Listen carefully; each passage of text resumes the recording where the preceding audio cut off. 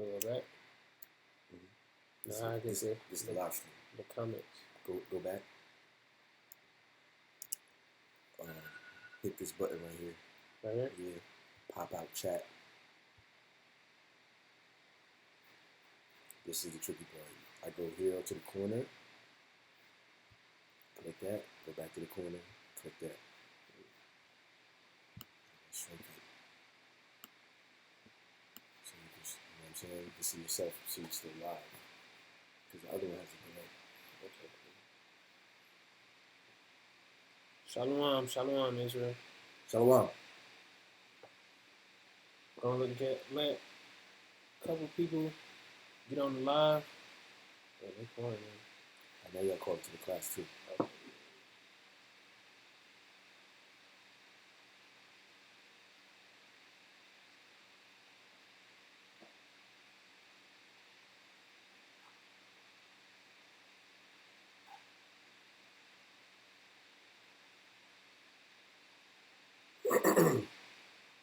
Welcome. This service is provided by freeconferencecall.com. Please announce yourself. Shalom, Israel.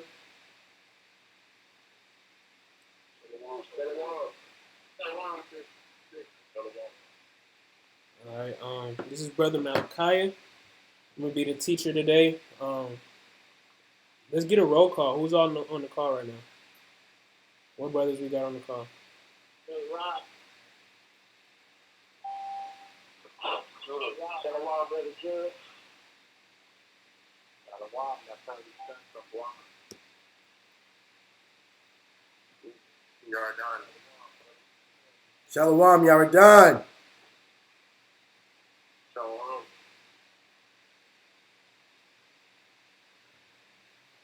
Shalom, Brother Rob. All right. We're gonna get started soon.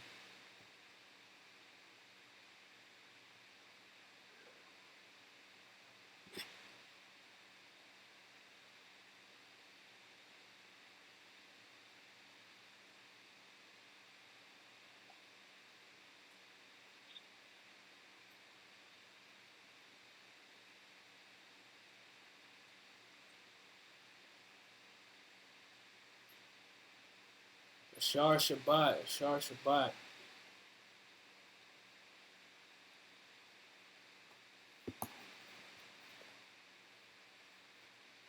Brother Marcus, Shalom.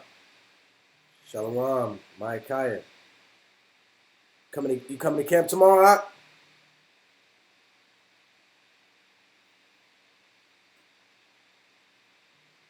We meditate. We're gonna listen to Brother Malachi bring it out. That's how we're gonna meditate today.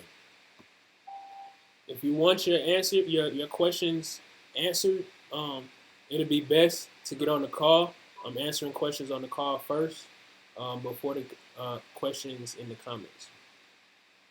Mm-hmm.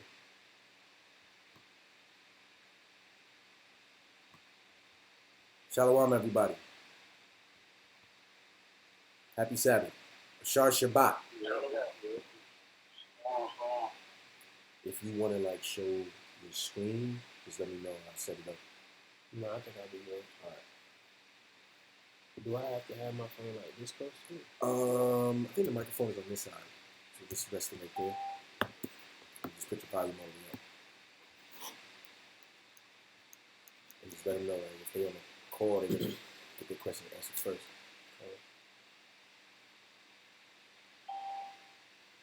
Malachi said he's gonna be there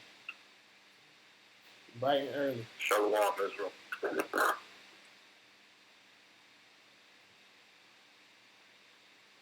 Shalom, brother. Go ahead and get started. Yeah, it's gonna be cold tomorrow. Dress warm, brothers that come to camp. All right.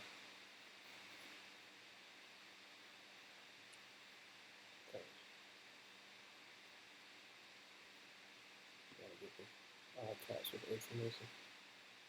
It's a real brother right there to say that. All right. So we're gonna go ahead and get started, Israel.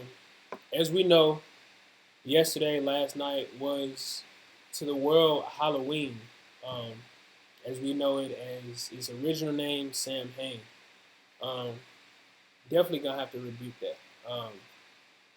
It's too much information out here for our people to even still be even thinking about celebrating these holidays, celebrating these folly days. Honestly, like, why are we still letting our kids dress up as demons and idols, going out and celebrating these holidays?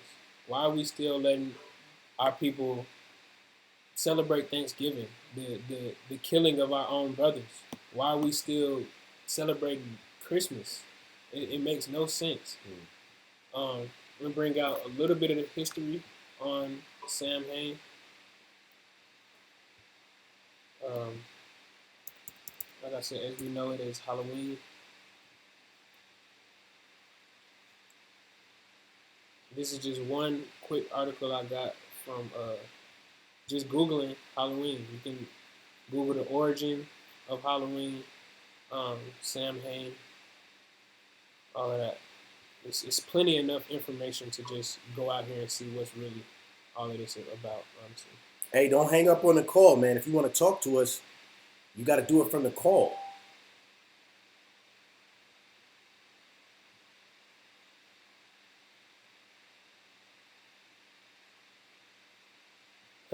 Okay, so Samhain, or Halloween, is a Gaelic festival marking the end of the harvest season and the beginning of the winter, or the darker half of the year.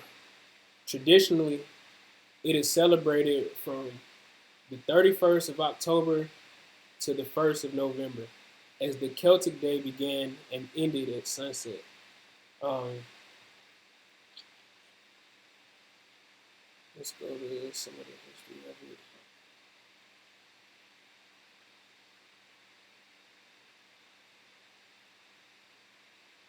Bring it out. Samhain is believed to have Celtic pagan origins, and there is evidence it has been an important date since ancient times. So the first thing already is telling you that it's a pagan origin. Anybody can go on Google right now and look up this information about Halloween. Anybody. Pagan origins, we should not be dealing with that. That's not our custom. This is the heathen custom. The Bible always speaks about not taking on the heathen custom. Why are we still having our people do this?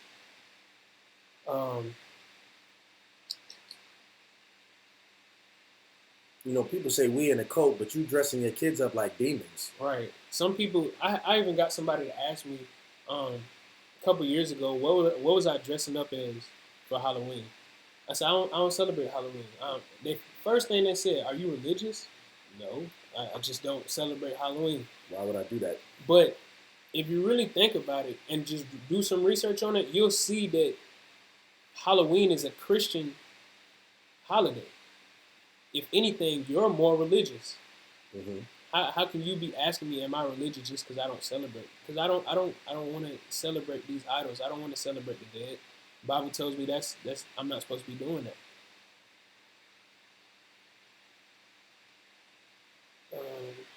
So, I'm fine with being in this cult. Right. I lost what I was going to bring out. Take your time.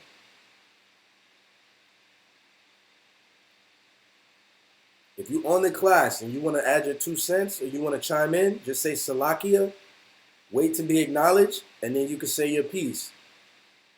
All right? We don't want you to leave the call to come to the live because we still want to talk to you and interact with you. And the best way to do that is via the call.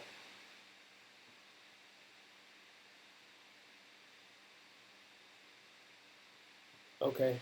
For the Celts who lived during the Iron Age in what is now Ireland, Scotland, and the UK, and other parts of Northern Europe, Samhain, meaning literally in modern Irish, summer's end, marked the end of the summer and kicked off the Celtics' New Year. Ushering in the New Year signaled a time of both death and rebirth, more idolization. Something that was doubly symbolic because it coincided with the end of a bountiful harvest season and beginning of a cold and dark winter season that would present plenty of challenges. Precept. Go ahead. This is 1 Thessalonians 5:22.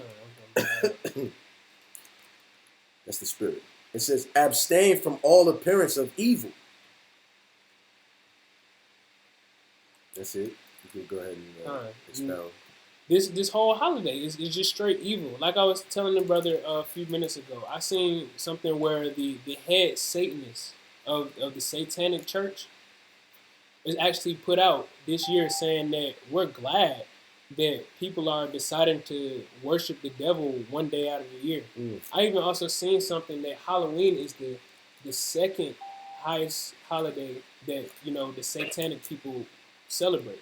The number one was birthdays. Shalom. Shalom, that gotta be Brother Aaron Aharon. Hey, this is Romans 12:9. Let love be without dissimulation. Abhor that which is evil. Cleave to that which is good. Can you get me? Go ahead and bring out the scriptures. Isaiah 5:20.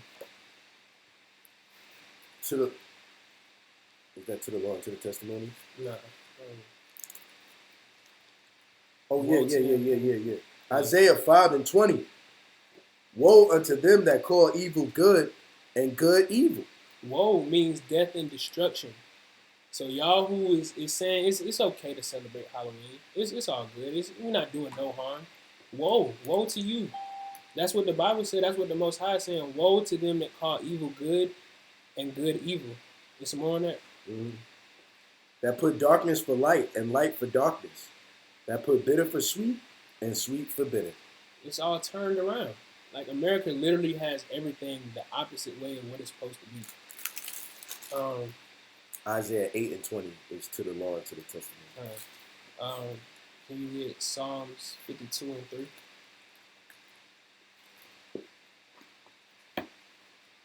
It's the book of Psalms, chapter 52, verse 3. Thou lovest evil more than good, and lying rather than to speak righteousness. Salah. You know that's our people. We'd rather do evil than good. Brothers outside of brothers telling you that, all this stuff is pagan, all this stuff is not of us, it's from the heathen, we're not even supposed to be participating in this. It's like I said earlier, it's plenty of information out here where you can go look. Just look up and see where all this stuff came from. It's evil. It didn't come from our people. It came from the heathen. Jeremiah 10:1 tells us, don't take on the ways of the heathen. I'm paraphrasing. What it says? Jeremiah 10:2. Thus saith the Lord, learn not the way of the heathen, and be not dismayed at the signs of heaven, for the heathen are dismayed at them. Do not take on their ways. This is even the scripture we go to for Christmas. Right. Just continuing on. For the customs of the people are vain. For one cutteth the tree out of the forest, the works of the hands of the workman with the axe. They deck it with silver and gold. They fasten it with nails and with hammers that move not. Now, I've tried to read this to my parents, my family, and it just goes blank. Like, okay, you read it. Now what does that mean? Does that not sound like a Christmas tree? It even has lyrics to one of the songs that we sing during Christmas.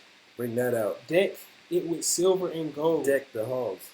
That it fasten and nail with a hammer. Like, come on, y'all. We can't be this simple.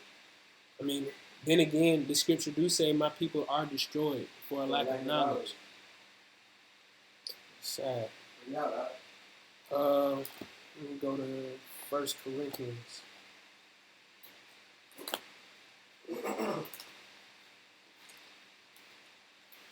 Has had the last of the food. Turn that off. This is the book of 1 Corinthians, chapter 10 and verse 20.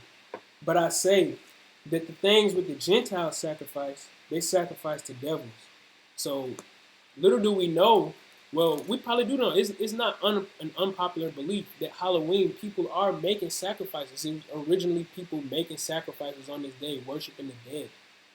I've seen plenty of things on the internet saying that a lot of children that are going missing are being sacrificed during this time. I've seen an interview with one of the satanic leaders saying that the most evilest time of Halloween is from 11 to 1 a.m.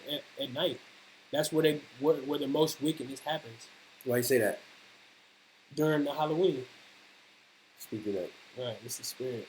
Speak of that. Somebody People just posted already it. People already got the tree up. Like, who was that brought that up the other week? Somebody said it's somebody that keep a Christmas tree up all year round. Our people is off. We are wise to do evil, man. Continuing on. And I would not that you should have fellowship with devils. You cannot drink the cup of the Lord and the cup of devils. The Most High don't want to deal with you if you dealing with these holidays. If you dealing with the heathen's customs, he's not dealing with you. That's just like when we was in the world. The Most High wasn't dealing with us when we were celebrating Thanksgiving, Easter, Halloween, Christmas. The Most High was not dealing with us. He wasn't with us. The only way he's gonna come, he's gonna be dealing with you, is if you get away from all of that and come back to these laws, statutes, and commandments. You cannot be partakers of the Lord's table and of the table of devils. Like I said, the Most High is not dealing with that. Shalom. Do you provoke the Lord to jealousy? Are we stronger than he? And the answer is no. Why would you try to provoke him to jealousy? That's just not wise at all. It's not using wisdom. Can you get Leviticus 20? And I'm going to grab Exodus 34. Leviticus 20, start at verse 2.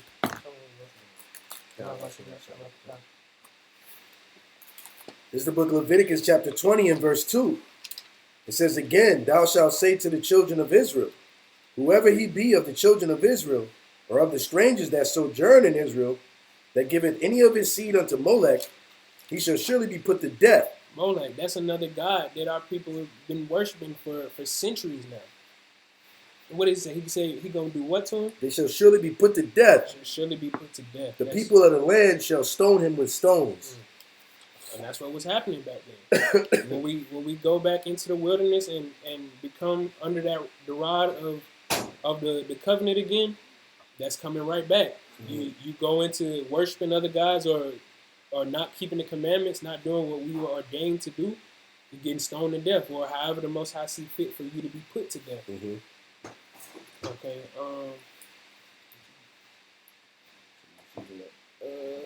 This is the book of Exodus, chapter 34, and verse 14. For thou shalt worship no other God, for the Lord, whose name is jealous, is a jealous God. Capital J. Capital J. And we're just sitting here provoking the Most High to jealousy. Two hands, two. Provoking the Most High to jealousy, worshiping other gods, keeping the heathen's customs, just going completely off. Bring it out. Can Your you precept. get Wisdom of Solomon, chapter 12 and verse 3? And then while you get that,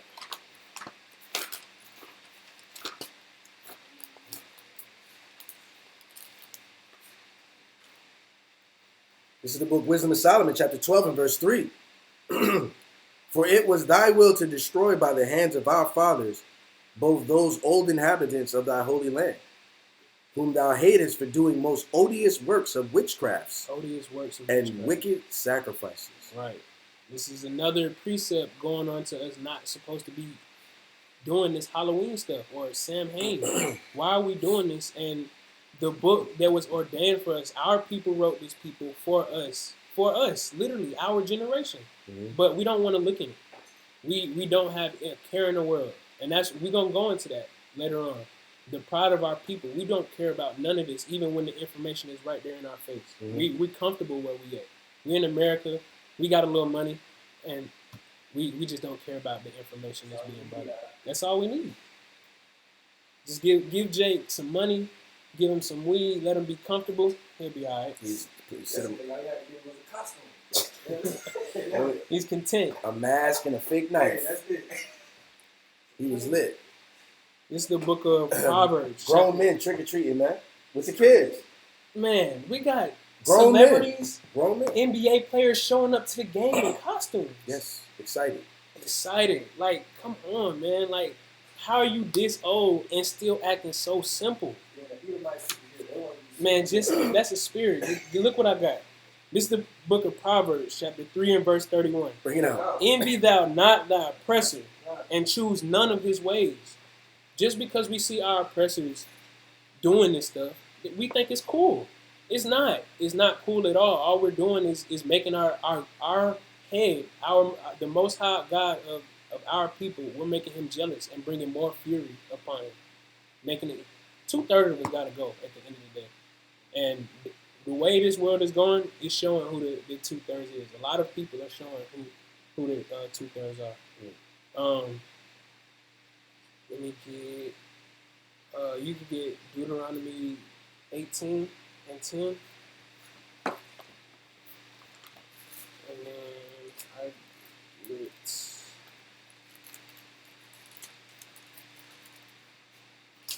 This is the book of Deuteronomy, chapter 18, verse 10. There shall not be found among you anyone that maketh his son or his daughter to pass through the fire, or that uses divination, or an observer of times, or an enchanter, or a witch. What were they dressing up as yesterday? What was Eve dressing up as? A witch, a charmer, a consulter with familiar spirits, or a wizard. All of these are abominations to the Lord at the end of the day. All of these is stuff that y'all was dressing up yesterday. No, okay, I'm going to be fair. Not y'all that was on this chat. I hope not. I hope not y'all. But our people who are not conscious to where we supposed to be at right now, how we supposed to be. They was dressing up as wizards, witches, warlocks, all them different beasts and evil creatures that the Most High is not dealing with. Where was it? Shalom means peace to you. All, plural. Shalom. Okay. And then when we try to tell you that it's not something we're supposed to be doing, we try to tell you this is like, sister, we're not supposed to be doing this. Why are you celebrating this? Do you even know what this is about? Oh, it's just for the kids. We just trying to make it fun for the kids, have them something to do. When that's still a lie because you out there, trying to have fun too. But this is what Yahushua said about trying to please the kids. This is the book of Matthew, chapter 10 and verse 37. He that loveth father or mother more than me is not worthy of me. He that loveth son or daughter more than me is not worthy of me. So if we trying to please our children, we're not worthy of being in the presence of Yahushua. We're not worthy of it. We're trying to make our mothers and fathers happy before making the Most High or Yahushua happy. They're not dealing with us. Okay? Bring it out. Jeremiah 2:33.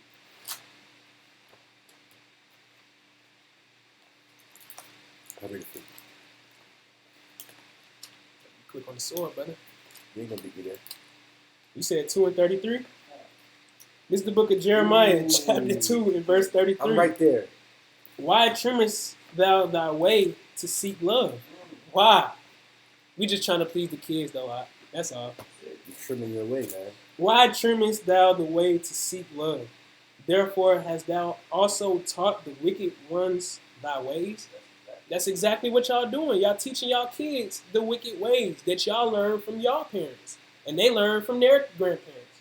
And so on and so on, where it started at with Esau teaching us this. These are heathen customs. This is not something that we started off doing. This is not our custom. And that scripture is heavy. Thou hast taught the wicked ones thy ways. In other words, if you look at Psalms 51 and 13, David said, I will teach transgressors thy ways, which are the wicked ones, because we're supposed to be a light. We're supposed to show them the better way to go. But by y'all trimming your way to seek love, you going off, and you're teaching the wicked ones how to go off like you go off. You're teaching them another way to go off. So the scripture's heavy, man. You're supposed to be an example. And all sorts of other abominations, like one of the brothers pointed out in the chat, men dressing up as women. I seen this today. Because it's an anime festival in Smyrna, Kyle. It's an anime festival. And you got the men dressing up like the female anime characters, man. All up and down the street today. I'm trying to get lunch. It's damn Naruto and all these characters, man. And it's grown men. That's crazy. Looking bugged out. It's just weird. Why Jake is weird nowadays? Why is Jake so weird? Jake was weird. there. Jake was heavy there. I already know. Nah, I ain't gonna lie. I like anime, but I'm not doing all that. It's too much. Nah. It's too much, man. The crazy thing is, the heathens, Esau, they look at this as a day to dress up as you. They dress up as you for Halloween.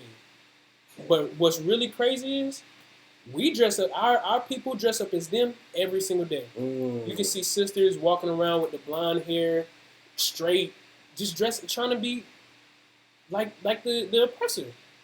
Like Proverbs 33 and 31 said, envy thou not thy oppressor and take on none of his ways. We see this every day. But wouldn't say nothing to Esau. Like, if I do something wrong to you, if I step on your shoes, like I don't want to always say, you coming for my head. You're going to try to kill me. But you give these heathen one day to dress up as you, and you're not going to say nothing. You're going to walk right past, Happy Halloween. Looking simple. Just looking stupid. Looking simple. Come on, man. My people are destroyed for a lack of knowledge. We're going to go ahead and get into this lesson. Teach, John. Bring it out, man. You're starting good. The name of this lesson is called Humble Thyself. Confirm everybody on the call can hear you. Can y'all hear me on the call? Let me get a con if you can hear me. Con. If you can hear me good on the chat, drop a 10. Sit next to me. Let me screw over. If you can hear me in the live chat, drop a 10 for me. Con. No prospect, Brother Kenneth. Shalom, Israel. Shalom, Sister Didi.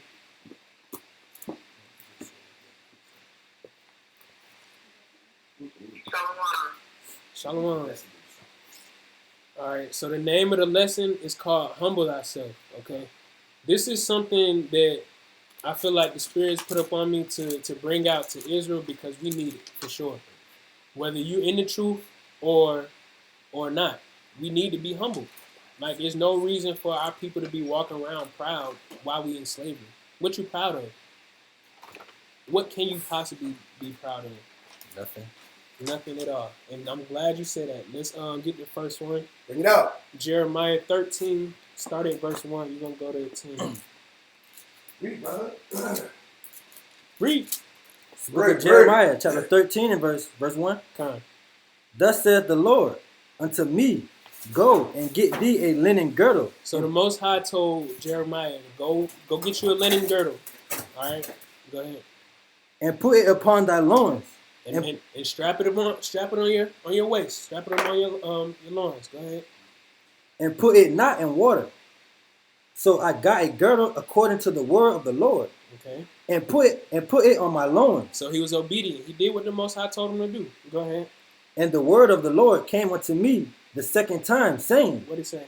Take the girdle that thou hast got, which is upon thy loins, and arise, go to Euphrates, and hide it there in a hole of the rock. So he giving him more instructions. He told him to take the same girdle that I just told you to put on your loins, that you strapped around your waist, and go hide it in a rock in the Euphrates. Come. Go ahead. So I went and hid it by Euphrates, as the Lord commanded me. So he's being obedient. He's showing obedience. Go ahead. And it came to pass after many days that the Lord said unto me, Arise, go to Euphrates, and take the girdle from thence, which I commanded thee to hide there. Then I went to Euphrates, and digged, and took the girdle from the place where I had hid it. And behold, the girdle was marred, and it was profitable for nothing. It was profitable for what? For nothing. That's crazy. So the Most High told him, grab your girdle, strap it on your loins, strap it on yourself. Take that same girdle, go hide it in the Euphrates, under a rock, leave it there. Now the Most High told him, go grab it up. See what the girdle has done. What it looked like now. It's marred. It's profitable for nothing. That means it's probably rusted, it's old, it's dirty. It's profitable for nothing. And Salaki, and that's us, like spending like say me and you, right, 20-some odd years before the truth. Mm-hmm. That we was in straight wickedness. So Right. what pride do we need? Right. How can we have pride? We've been in You five. going too fast. You going too fast. Salaki. Go ahead, read verse 8. Come. Read. Then the word of the Lord came unto me, saying, What'd he say? Thus saith the Lord, after this manner I will, Salaki. After what? After this manner Mm-hmm. will I mar the pride of Judah. Ooh. The same way he marred that girdle, Mm-hmm. it's the same way he gonna mar the pride of our people. Come. Especially Judah. You so-called black people in America, you get the littlest amount of money, you get the littlest amount of freedom, and you just go crazy with Pride go from it go from here to here. Quick. What are we prideful quick. for? For nothing. We don't have nothing. We don't own anything. What are you prideful for? At any given time of day, Esau can come back and snatch up everything that you have. What are you prideful for? Go ahead, read, God. Come. And the great pride of Jerusalem. Mm. This evil people, which refuse to hear my words, which walk in the imagination of their hearts. Walk in the imagination of their hearts. I just want to have fun. Why I can't go celebrate Halloween? Why I can't go celebrate Thanksgiving? It's just a day. It's just a day. I want to be around the family. That's exactly how they be. You know, the job only give me this certain amount of days off because this is what America does. You know? I just want to be around the family. I just want to kick it. Want to celebrate Christmas and Black Friday. Black Friday, I man. need them. I need to get in line from Jay. I need them discounts, man. That's just how they be, all right? Walking in your own imagination. Go ahead. And walk after other gods. Man, this is Christ's birthday. Come on. Matter of fact, this is white Jesus' birthday. They don't even care no more. They might say it bluntly. It's Jesus' birthday. They might say it bluntly. And I'm gonna dress my child up as Thor this year. Hey, Christ, my child gonna be Spider-Man next year. I already got everything planned out. Hey, people at my job already talking about Christmas shopping. It's October. Well, it's November now, but it was October. She talking about. Some lady told me at the job, she was like, if y'all go to Hobby Lobby, we got all this. They got the Christmas stuff on sale already. I'm like, dang. Got the Christmas commercials all on TV and everything. I seen this. I think it was August. I seen just scrolling down the TV guide. This Christmas is already playing in August. Crazy, and you know who they have starring in the movie This Christmas? Our people. Of course. Our people are starring in movies that have nothing to do with our traditions. Huh. Just having everybody, that's another form of idolism. They put the high profile Jake on TV, sing the song, celebrate the holidays, do all the traditions and customs, and have all of us that are watching. Oh, it's cool for them to do it, so why not? Why I can't do it? Go ahead, read, y'all. Come. And walk after other gods to serve them and to worship them shall even be as this girdle, which is good for nothing. Which is what? Which is good for nothing. Man, all of that stuff is good for nothing. Come. The water, Brother Ramon, for the water for that. The water. All this profitable for nothing. Christmas profitable for nothing. What you doing? You going out spending money that you probably can't afford to spend. Gonna put it on layaway. Put it on later. Since last Christmas. Man, this is like Esau. We don't give him enough credit. Man. We don't give Esau enough credit because our people are simple. They're acting so simple and falling for every trick. Why are we? And y'all notice how all these holidays are in one season? Like this is back to back. Halloween, gotta go shop for candy, costumes, decorations for the house. November, Thanksgiving, we gotta go shop for more food, pork, what we shouldn't be eating. Christmas. We gotta go. No, not. We skipped over Black Friday. Oh, God, right after. The very next day after Thanksgiving, this is crazy. It's crazy. We over here going broke to buy people gifts for a stupid holiday that has nothing to do with us. They don't have nothing at all to do with us. But we'll never keep a Purim. Brother, what is Purim? Exactly. Bro, you speaking English? Hey, come on. What is Purim? They don't want to keep no Purim. No Passover. No Passover? Oh, that's old. Hey, and that's the pride of our people, right? That's what the Most High is going to mar that pride. Come on. Bring it out. Let me get Revelations 18:4. You know we had to go to that. This is the book of Revelations, chapter 18 and verse 4. And I heard another voice from heaven saying, What it come say? out of her, Come out of what? come out of her, Oh, go ahead. my people, that ye be not partakers of her sins, and that ye receive not of her plagues. All of this stuff that we just went over these holidays, they're sins. There is not, we're not supposed to be dealing with. I'm gonna say it over and over again. We're not supposed to be dealing with that stuff. For my people, that ye be not partakers of her sins, and that ye receive not of her plagues. Our people are drunk with the wine of America. Our people are drunk with the philosophy that we can just do the same thing as the heathen and be cool. We can't do that. We don't have that same right. When you ever seen a Jake with white privilege? Never. Never. So why you think you can do the same stuff as them? And if he do got it, he trying hard. He cooning hard, Man, man. he got that Uncle Ruckus spirit. He cooning hard. He must got smiling hard, loving Esau. He salute Esau before he say anything to a Jake. Hey, exactly. Let me get 2nd Ezra, chapter 2 and 36. 2nd Ezra.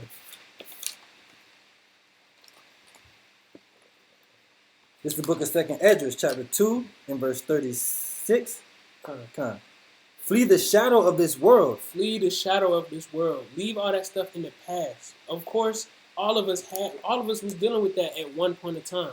But we have to flee from the philosophy of America. We got to flee from Christmas, these holidays, Thanksgiving, Easter, all of that. We got to flee from all of that. And not just that, but we have to flee from the other ways of America as well. The mental thinking of just a regular American person. We have to come thinking with the mind of an Israelite, because that's what we are. Mind. We have to renew our mind.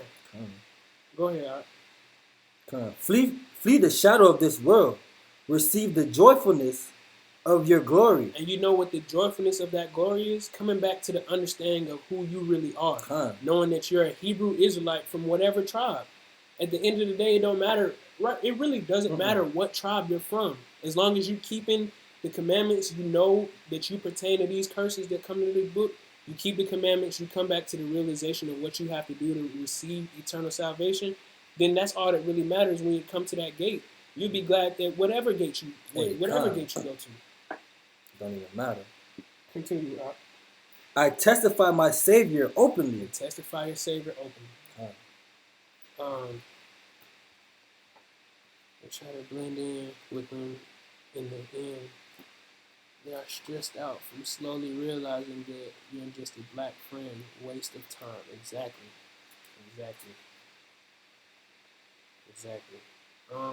Let me get. So we're gonna get a little bit more into the pride of our people and how we really supposed to be acting. Go to Sirach chapter 3 and start at verse 17, and then I got some precepts. Let me pull out. This is the book of Sirach chapter 3 and verse 17. Start at when you finish 17, call for me. My son, go on with thy business in meekness. In meekness. So this account right here that we got right now, is for us who are in the spirit of, I need to be able to bring some type of monetary gain on my own. I don't need to, like, a lot of us have that same spirit. We want that entrepreneurial spirit. We want to be able to, bring in money for ourselves. We don't want to have to rely on Esau for everything. Even though the scriptures say that we do have to rely on him for everything, there's ways for us to bring in money for ourselves. We don't have to necessarily have 9-to-5 jobs if with the entrepreneurial spirit. Read that again out. My son, go on with thy business in meekness, so shalt thou be beloved of him that is approved. So the precept I have for that is Proverbs 22 and verse 4. By humility and the fear of the Lord are riches and honor and life. We don't, like, when you have a business, like I said earlier, our people get the littlest amount. They get the Esau give you any type of money. You do something, you profitable at something, they'll give you the money. They'll give you some type of freedom. As you see me with the air quotes, they'll give you some type of freedom. But at the end of the day, all that can be snatched away. The Most High can have Esau pull up to you wherever, even you got a plot of land. If you get a plot of land, you build a self-sustaining community, whatever. You got all the money that you feel comfortable. The Most High can have Esau come snatch that up at any given point in time just because you had pride. And at the end of the day, the Most High did all that for you. Mm-hmm. What you prideful for? Mm-hmm. The Most High bless you with that, but you want to be prideful. Like a lot of the celebrities, especially in the hip-hop industry, which our people are into heavy, they are so prideful. Mm-hmm. And I guarantee Esau tells these people, yo, you in the limelight. All the lights is on you. Show these people that, you did it on your own. Yeah. Make it look like you did it on your own. I ain't need nobody. Get it out the mud. Mm-hmm. That's just spirit. prideful. That's our people's spirit. And then it's trickling down to our younger generation. Our younger generation is terrible with pride. They'll walk up and down the street with some probably fake jewelry on, fake belts on, and they still paying $400 or $500 for fake for whatever it is, and just prideful as hell. Why? Go ahead. 18. Verse 18. The greater thou art, the more humble thyself. Right. And thou shalt find favor before the Lord. The greater you are. Read that again. The greater thou art, the more humble thyself. And thou shalt find favor before the Lord. The higher you get up, the more riches and the more you see the Most High blessing you, that's when you're supposed to be even more humble. You're not supposed to be out here flashing jewelry, flashing money on Instagram, social media, just posting money. Like, our people literally look so stupid getting big stacks of money and having it up their arm. Like, what are you doing? That money isn't worth nothing anyway. It's not backed up by gold. This money used to be backed up by gold. It's backed up by nothing. Just paper. Just paper. It's just paper, cotton, and ink. What you prideful for? Anybody can go get that. It's a promissory note. Right. Precept. 1 Peter chapter 5, and I'm gonna start at verse 5. Bring it out. Likewise, ye younger, submit yourselves unto the elder. Ye, all of you, be subject one to another, and be clothed with humility, not pride. The Most High said, be clothed with humility, for God resisteth the proud, and giveth grace to the humble. Humble yourselves, therefore, under the mighty hand of God, that he may exalt you in due time. You're going to get the exalting that you need, not the glory of this world, because that's, like we read earlier, that's profitable for nothing. Vain. It's profitable for nothing. Do nothing with vain glory and strife. The Most High told us that. It's profitable for nothing. Why are we going out here being prideful? The Most High is going to exalt us when it's time. Salaki, and that even goes for Israel. Like, we got to control that pride. We're going to get into Israel. That pride, Israel man. cannot get away. Go ahead. I'm going to let you do it. You got it. Go ahead. Now, go ahead. Read on to verse 19. Many are in high place and of renown, but mysteries are revealed unto the meek. We know what renown means, right? Anybody on the call know what renown means? We should know. We speak about this all the time when we go into Genesis and people bring out the giants. Yeah. What is anybody on the call? Go ahead. The first brother that said Salakia. Say it again. Well-known thing. Right. So again, we going into the Con. So again, we going into the people who are being blessed by the Most High, who have the fame, the fortune, the men of renown. What did I say again? Con. Many are in high place. Many of our people, they are. Not all of majority of our people are down bad. There are some who are in renowned places, who have high glory in this world, who have a lot of money in this world. What about them? And of renown, but mysteries are revealed unto the meek. Right. The mysteries are revealed unto the meek. The meek are the people who are long-suffering, who are teachable, who are not proud, who are humble. And the meek shall inherit the earth. The meek shall inherit the earth. Moses was the meekest man on the earth. That's right. And the Most High was dealing with him face to face. And Moses was the meekest man on earth, and he didn't even get to the promised land. Right. He had to see it from the view. Right. You know what I'm saying? So just because you're in a high place, stay humble, man. Stay humble, man. Kwame Yasharala, we're reading from Sirach chapter 3 and just read 17 through 19, right? Hey, that was it. That wasn't Moses' fault completely. Israel made him speak unwisely.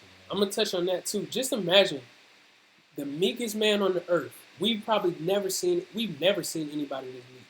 Mm-hmm. The meekest man on the earth. And we know how our people are, how ignorant we are, how stiff-necked we are. Mm-hmm. Just imagine the meekest man on the earth trying to deal with these people. And getting mad. And getting mad. It was upset. And getting mad. That's I can't even imagine how that felt. I know he was stressed 24/7. Oh my God, these people, man. They always murmuring. Always. That's Israel, man. Always got something to say. Always. Read verse 19 again. Verse 19. Always.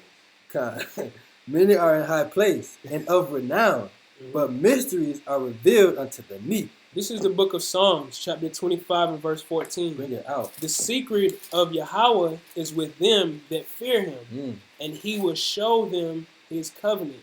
The secret is revealed to the meek, not the proud. The meek. The reason you understand that who you are according to this Bible, because at some point in your life, the Most High felt that you were meek enough to get this secret. You humbled down. We all went through the ways of America. Some of us were blessed to even be born into this truth. All praises. But for majority of us, we went through the phases of being pagan or being Americanized. At some point, we had to humble down and be able to be edified. We had to be able to listen. We had to have ears to hear, to be humble enough to even hear this word. We go out on the streets every Saturday, every week, trying to give this word to our people. And a lot of them don't hear it because they're surrounded by too much pride. They're not meek enough to even listen. They'll hear it, they'll listen, they'll stand there and hear the scriptures be called, hear them be read out, but they don't understand it because they're not humbling down. Oh, I've been taught this in my church, so I know it already. I know it. Oh, I know that book. I done read it thousands of times. I done read it cover to cover. Matter of fact, now a woman is God. No, come on. Now, I was thinking about this the other day. That's pride. What is the female version of a god? What is the term for a female version of a god? Say it again. Goddess. So that means that the masculine version of God must be God. How can God be a woman? That make no sense. At all. That don't make no sense at all. That's a good point. That don't make no sense at all. That's a cut. That makes no sense, man. Grammatically, the woman cannot Not be be God. God. Very good. Very good. Bring it out. Where we at? Verse 20? Go ahead, read that out. Verse 20. For the power of the Lord is great, and he is honored of the lowly. That's how it should be. That's how it's going to be. I just had to throw that in there. Esau can't get away. Go ahead, read that again out. For the power of the Lord is great, and he is honored of the lowly. Lowly meaning that the people who are down low, the people who are working their way up. They're not powerful. They're not, well, of course they're on their grind, but they're not out here being prideful. They're not out here trying to show off. They're not out here trying to, every little time they get some money, oh, let's go to the club and throw it. That's the stupidest thing I've ever heard. Let's go to the club and throw some money. That we didn't work hard for. That don't make no sense. Our people are destroyed. Let's get Proverbs 16 and 18. It's the book of Proverbs, chapter 16 and verse 18. Pride goeth before destruction. Pride goeth before destruction. So when destruction coming, at some point that pride was right there. Go ahead. And an haughty spirit before a fall. Haughty spirit before a fall. This is the book of Jeremiah, chapter 16 and verse 15. Were they ashamed when they had committed abomination? Nay, no, they wasn't ashamed. They were not at all ashamed. Actually, they weren't at all ashamed. You know why? Because they was proud. They proud of our people are proud of everything. They're proud to do wicked. Everything they do, they proud. They're proud. Walking around with the blonde hair, they proud. Proud. Walking around with their bodies out, proud. Men walking around as women, proud. Like, what's going on? They even named the whole movement Pride. They named the whole movement Pride. The gay pride movement. Man, come on. That's y'all have to see this. Y'all have to see this. Gay pride. Come on. All our people deal with is pride. Come on, man. You gotta know that's off. You gotta know it's off. Neither could they blush. They're not blushing. Oh yeah, you see me do that? Okay, now what? That's how our people are. Okay, now what? It's normal, ain't it? No, it's not. America's upside down. All the way. Therefore, they shall fall among them that fall. At the time that I visit them, they shall be cast down, saith the Lord. Our people are going to be put to death because of the pride. Because of the pride that America is having our people go through, because of the pride that we have that is so strongly among our people, the Most High is going to put us to death. Bless the meek. The Most High is going to humble this place for That's real. right. He's going to humble us down for real. Fight with a fervent heat. Right. There's more on that proverb. Go ahead. Verse 19. Better it is to be in humble spirit with the lowly than to divide the spoil with the proud. It's better to be humble, man, and stay lowly than to be walking around here with all the dollars, but with proud men and they done robbed and took it however way they could get it. This sound like 25 and 2. Back you up. The brother said this earlier. You got on fake belts and you proud. You got on fake designer clothing and you proud. You don't know nothing. Salakia. And them belts and all them clothes that y'all proud of wearing, that designer, it was designed by sodomites. Why are you proud of wearing sodomite clothes? They love it. Why are you proud to wear skin-tight jeans? Why are you proud to wear tight shirts? Why are you proud of wearing this sodomite clothing when the Most High told us not to be effeminate? That's effeminate as hell. You may not be gay, but that's effeminate as hell. And effeminate men are not getting into the kingdom of heaven. They're not. Go ahead, bring out that Sirach. Sirach 25 and 2. 3 sort of men my soul hated, and I am greatly offended at their life. A poor man that is proud. How you poor and proud? That don't make no sense. How you poor and proud? But that could be talking about the spirit is spiritually poor, because you can be rich and poor. Yahweh Shah touches on that. Go ahead. Hey, and that's the people. That's 5 point out there. They poor, but they proud. Wow. Why they so proud out there? In the lowest of low, but you still proud. They proud out there. But the lady told me this $5 will whoop your ass. Like what? They proud out there. A rich man that is a liar, and an old adulterer that doteth. I think I got some precepts in here. Just going That's like the old adulterer that doteth is like the old man in the club. That's what that's talking about. Like you 45, you got on bell bottoms and gaiters, and you in the club with the young people dancing and sweating, trying to fit in. That's an old adulterer that doteth. You have no business. You just doing stuff. So the Most High don't like you. You're supposed to be teaching the young brothers. Same with our sisters. Same with our sisters. Supposed to be teaching our younger women what's the right way to go. Not supposed to be proud, trying to compete with them. No, that's the craziest thing. Your mama competing with the daughter. Right. Oh my God. Mother jealous of the daughter. They kind. That goes on a lot in our community. The mother is jealous of the youth of her daughter. Nowadays, you got the pops trying to take the son, girlfriend. This is awful. America's backwards. This place is gone. They was doing that in Corinthians. The young men was taking their father's woman. You know? We got some more on that. Corinthians 5. That's it on that. We got a precept just for that. That's a spirit read right after this. God. This is the book of Proverbs, chapter 29 and verse 23. Bring it out. A man's pride shall bring him low. Mm. So the people that we just talking about, the water, Joel, Gandhi, the water.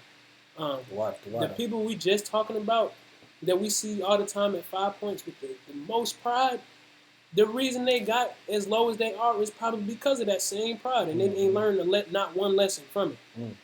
Ain't open this book at all. In the lowest of low, and you don't come back to your book. A man's pride shall bring him low, but honor shall uphold the humble in spirit. Mm. The Bible continues to say the same thing. Let me get Sirach 10 and 9.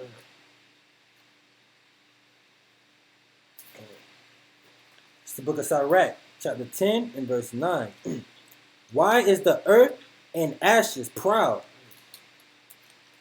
There is not a more wicked thing than a covetous man, for such as one sitteth his own soul to sell, because while he liveth, he casteth away his bowels. Why is earth and ashes proud? No, that's our people. That's earth. Why is earth and you got to tell them earth. They might not understand that. Why they might not understand that? Why is earth and ashes proud? Well, what does that mean? Somebody break that down on the call. Can somebody break that down? Y'all paying attention? There we go. The first brother that said Slaki, go ahead. Says the earth and the ashes because we come from the dirt.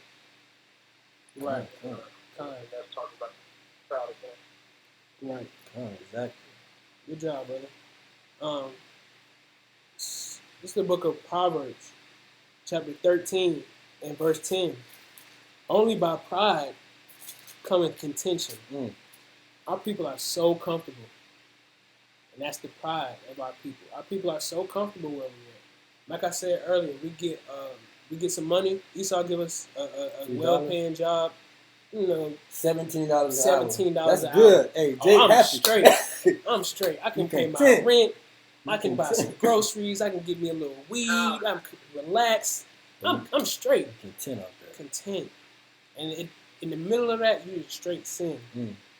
Only by pride cometh contention, but with the well-advised is wisdom.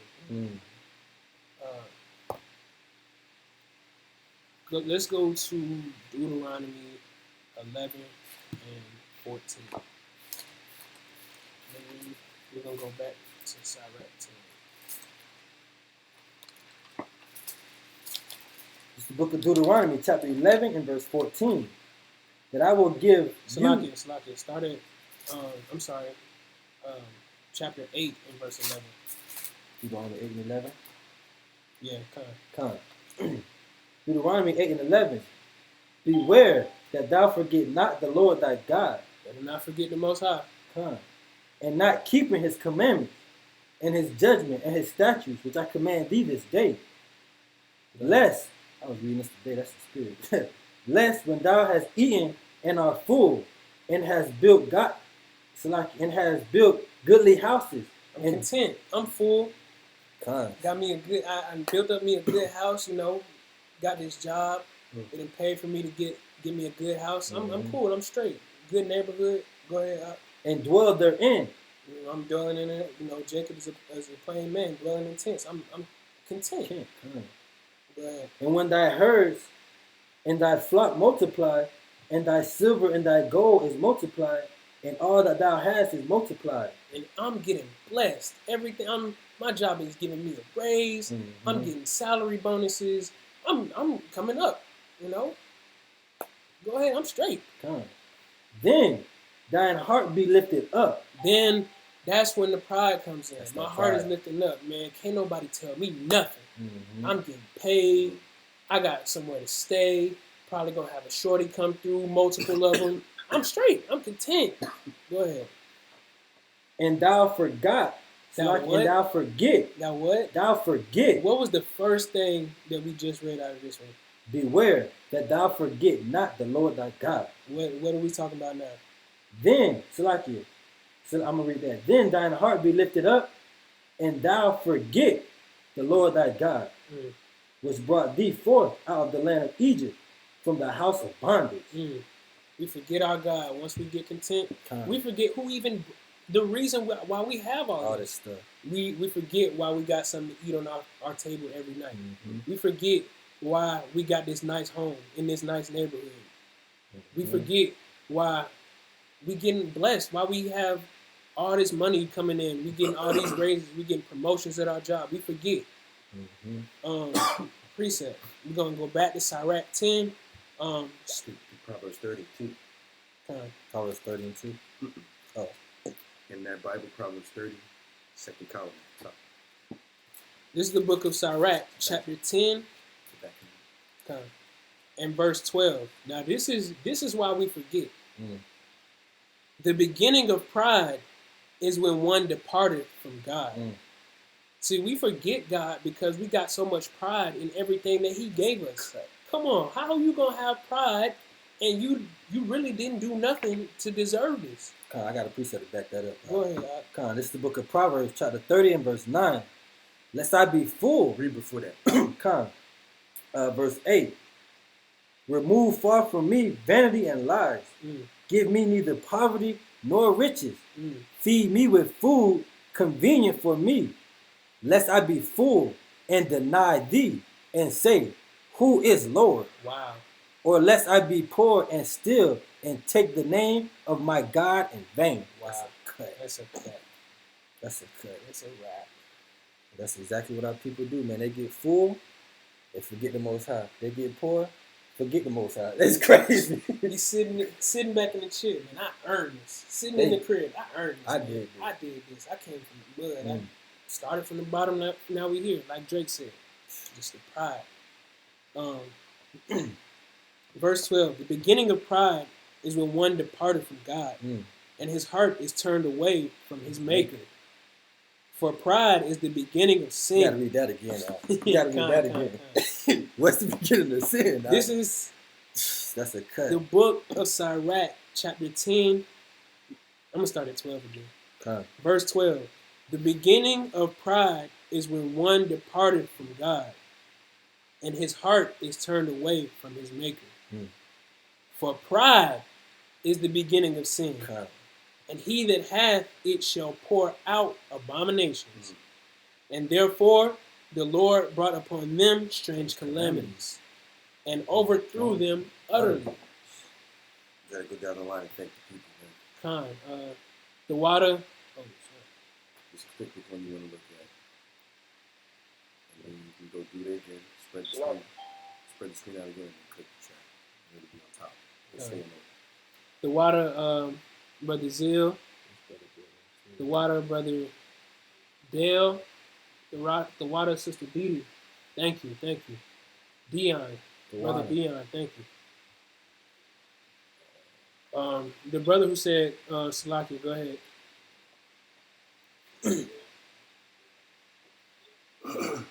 You there, Ak? Yeah, I'm done with that. I had a precept with that Ecclesiastes. I'm a paraphrase because that's funny. I thought it was Psalms 1 and 3. How's it go? The Lord shall wrap the your calamity. Oh, that's Proverbs. That's Proverbs 1, right? Proverbs. That's a good scripture. Yeah, man. The beginning of pride is sin. If we really think about it, you can really take the beginning of this verse very, very literal. Salaki, that's Proverbs 1 and 26. Go ahead, bring it up. This is the book of Proverbs, chapter 1, verse 26. I also will laugh at your calamities. I will mock when your fear cometh. He gonna mock. He gonna laugh. I had a discourse with another brother a couple weeks ago, and he was like, "The Most High don't have emotions." What? I said, "What? Are we not made in His likeness? So if we got emotions, He got emotions." You can read several times in the scripture, the Most High is laughing at us. He's laughing at our calamity. Upset with us. He's upset with us. Come on. But yeah, back to verse 13. For For pride is the beginning of sin. We can take that very, very, very literal. If we go back to the first sin, where Eve listened to the serpent, that was pride, because she thought she was gonna be like the Most High. Mm-hmm. Let's get that. Genesis 3:16. It's the book of Genesis, chapter 3, and verse 16. Eve, you can't get away. Unto the woman he said, I will greatly multiply thy sorrow and thy conception. And that's what you want, huh? Yeah, okay, that's what I want. Back. Maybe verse 1.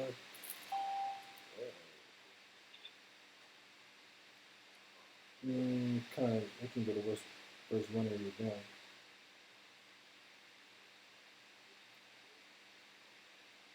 Yeah, you can use verse 1 and go down. That's what you want? Start at verse 5. Kind of Or 4. The book of Genesis, chapter 3 and verse 4. And the serpent said unto the woman, Ye shall not surely die. So at this point, Eve has already made it known to the serpent. I don't even know why she's talking to the serpent anyway. Made it known to the serpent that if we eat from this tree, the Most High said we shall surely die. So she's already made that clear. Go ahead. For God doeth know that in the day ye eat thereof, then your eyes shall be opened, and ye shall be as gods, knowing good and evil. That's that God is spirit too. Right. So the spirit, the serpent had that's what I was talking about earlier. The serpent has already got Eve's attention by saying, you're not gonna die. You're just gonna be, your eyes gonna be open, and you're gonna be like God. Eve is sitting there, probably contemplating it. I can run Adam now. Damn, I can rule over my Lord. That's how they be. Go ahead. That's how they be. Probably. Go ahead. Verse 6. And when the woman saw that the tree was good for food, and that it was pleasant to the eyes, and a tree to be desired to make one wise, she took of the fruit thereof, and did eat, and gave also unto her husband with her, and he did eat. Now, we know that it's not a literal fruit that they're eating, but the point is, she was proud enough to even think she can be like the person who created her. Like, she wasn't even the first. She wasn't here first. She had to be brought from Adam, and she still had the pride to think that she gonna go even above him and be like God. Like, that's straight pride. And what did Sirach say? I got a precept for you, right? What Sirach 13 said, 10 in verse 13 said, for pride is the beginning of sin, and he that hath it shall pour out abomination. Go ahead, what's your precept? This is the book of Sirach, chapter 25 and 24, and this is just the back of the point about Eve, man. Of the woman came the beginning of sin, and through her we all die. Now deal with that scripture, because a lot of women's perspective is, well, Adam should have been a man. You don't blame Eve. Adam was the one who was supposed to be in charge. It ain't our fault. He was the leader. That's what kind of leader we had. I've seen that from Christian. I've seen Christian women post that. I've seen that before. But that's not the doctrine of the Bible. The Bible says, read it again. Of the woman came the beginning of sin, and through her we all die. Now, if you're a proper Israelite, then you can't live without a woman. So we don't hate women, but we do hold them accountable. The scriptures hold them accountable. Women have emotions and frailties, and at times they do things that are not solid. They do something that's emotional, and then they say, "Well, what do you want?" No. Our sisters have to fight that battle too. We're not the only ones that got to resist Satan. Y'all have to resist Satan too. Y'all have to improve as people also.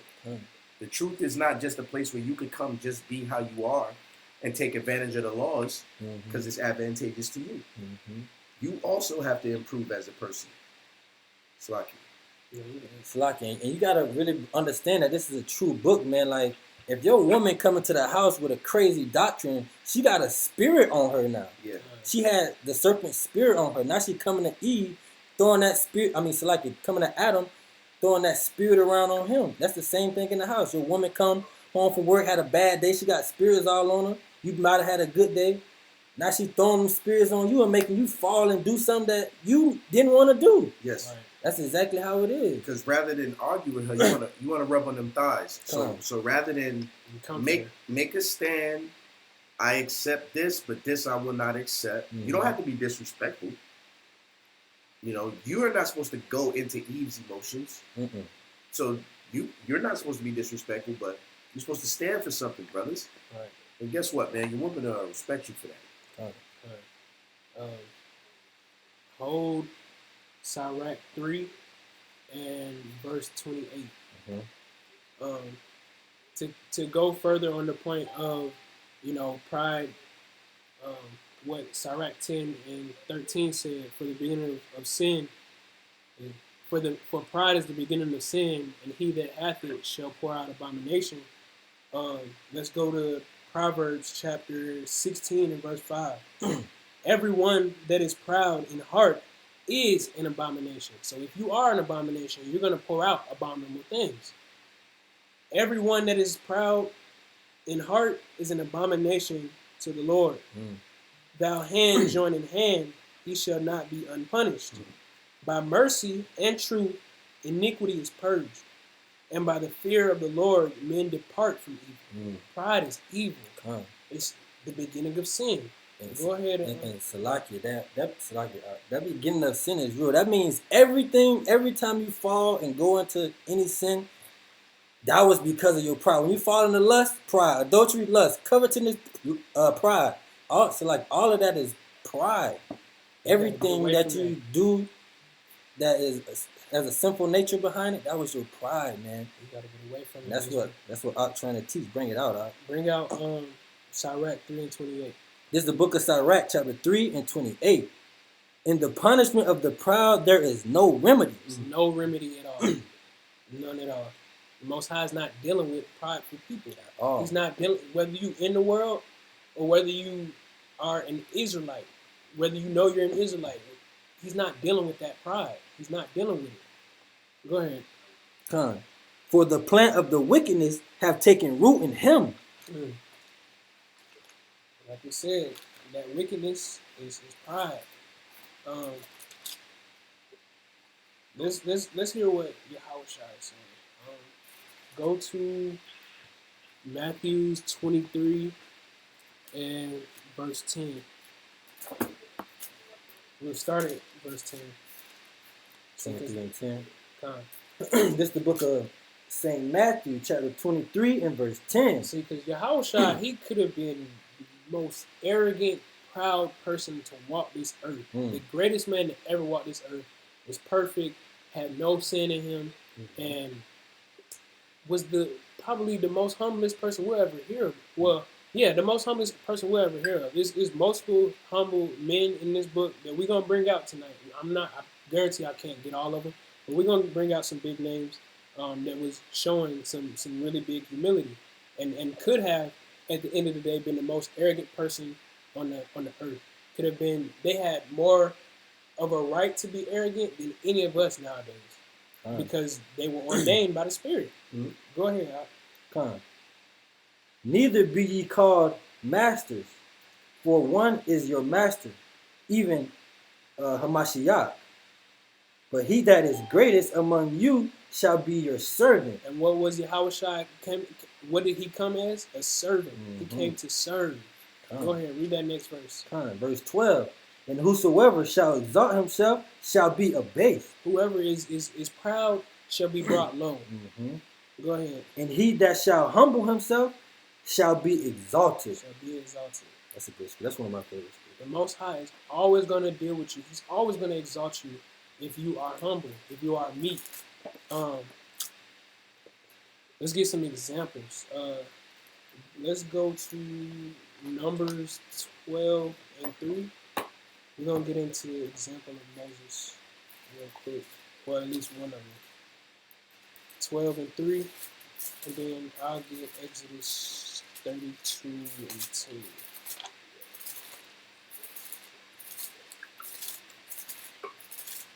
It's the book of Numbers, chapter 12 and verse 3. Now the man Moses was very meek. Very meek. Now that doesn't mean Moses was soft. No, it's one of the first passages about Moses. You see him killing an Egyptian.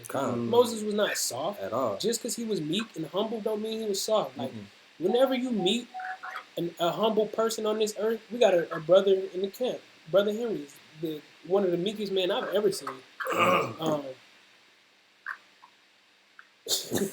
One of the meekest men I've ever seen. But No, no, he was. But if you mess with Brother Henry, I'm sure he got some bark in his bite. Oh yeah, protect his daughters. Right. Just because don't let somebody come to you and be like, oh, you too soft, brother. You let anybody push you over. You just let everybody take advantage of you. Don't feed into that. Just because somebody is doing that, you don't have to retaliate. You don't have to. Salaki, mute your phone. Get them there. Yes, go to the corner. Show all the windows.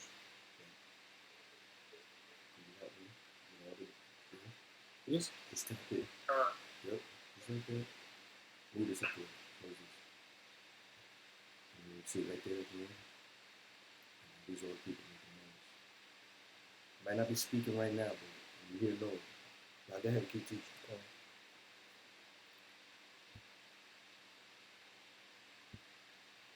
Okay. Go ahead and read out. Now the man Moses was very meek above all the men which were upon the face of the earth. He's the meekest man on the face of the earth. That's it on that. Now I'm gonna read the book of Exodus, chapter 32 and verse 9. This account is showing Moses being extremely humble when a lot of us would have really took advantage of it. This is the book of Exodus, chapter 32 and verse 9. And the Lord said unto Moses, I have seen this people, and behold, it is a stiff-necked people. Talking about our people, talking about the Israelites. Because again, the Israelites they was going against a lot of the stuff that Moses said. They was murmuring against Moses. Go ahead. Go ahead. Verse 10. Now therefore, let me alone, that my wrath may wax hot against them. The Most High told Moses, leave me alone real quick. I'm about to go destroy these people. I'm furious. They don't listen. They're stiff-necked. I have to go to destroying. I have to. Go ahead. And that I may consume them. And I will make of thee a great nation. I'm going to make a nation out of you, Moses. Because these people, they obviously don't care anything about what I'm telling them to do. They obviously they don't care. They want to go back to Egypt with the flesh pots. They're not satisfied with me saving them. So I'm going to make a nation out of you. What did Moses say? And Moses besought the Lord his God and said, Lord, why doeth thy wrath wax hot against thy people? Why are you mad with your people? Which thou hast brought forth out of the land of Egypt with great power and with a mighty hand.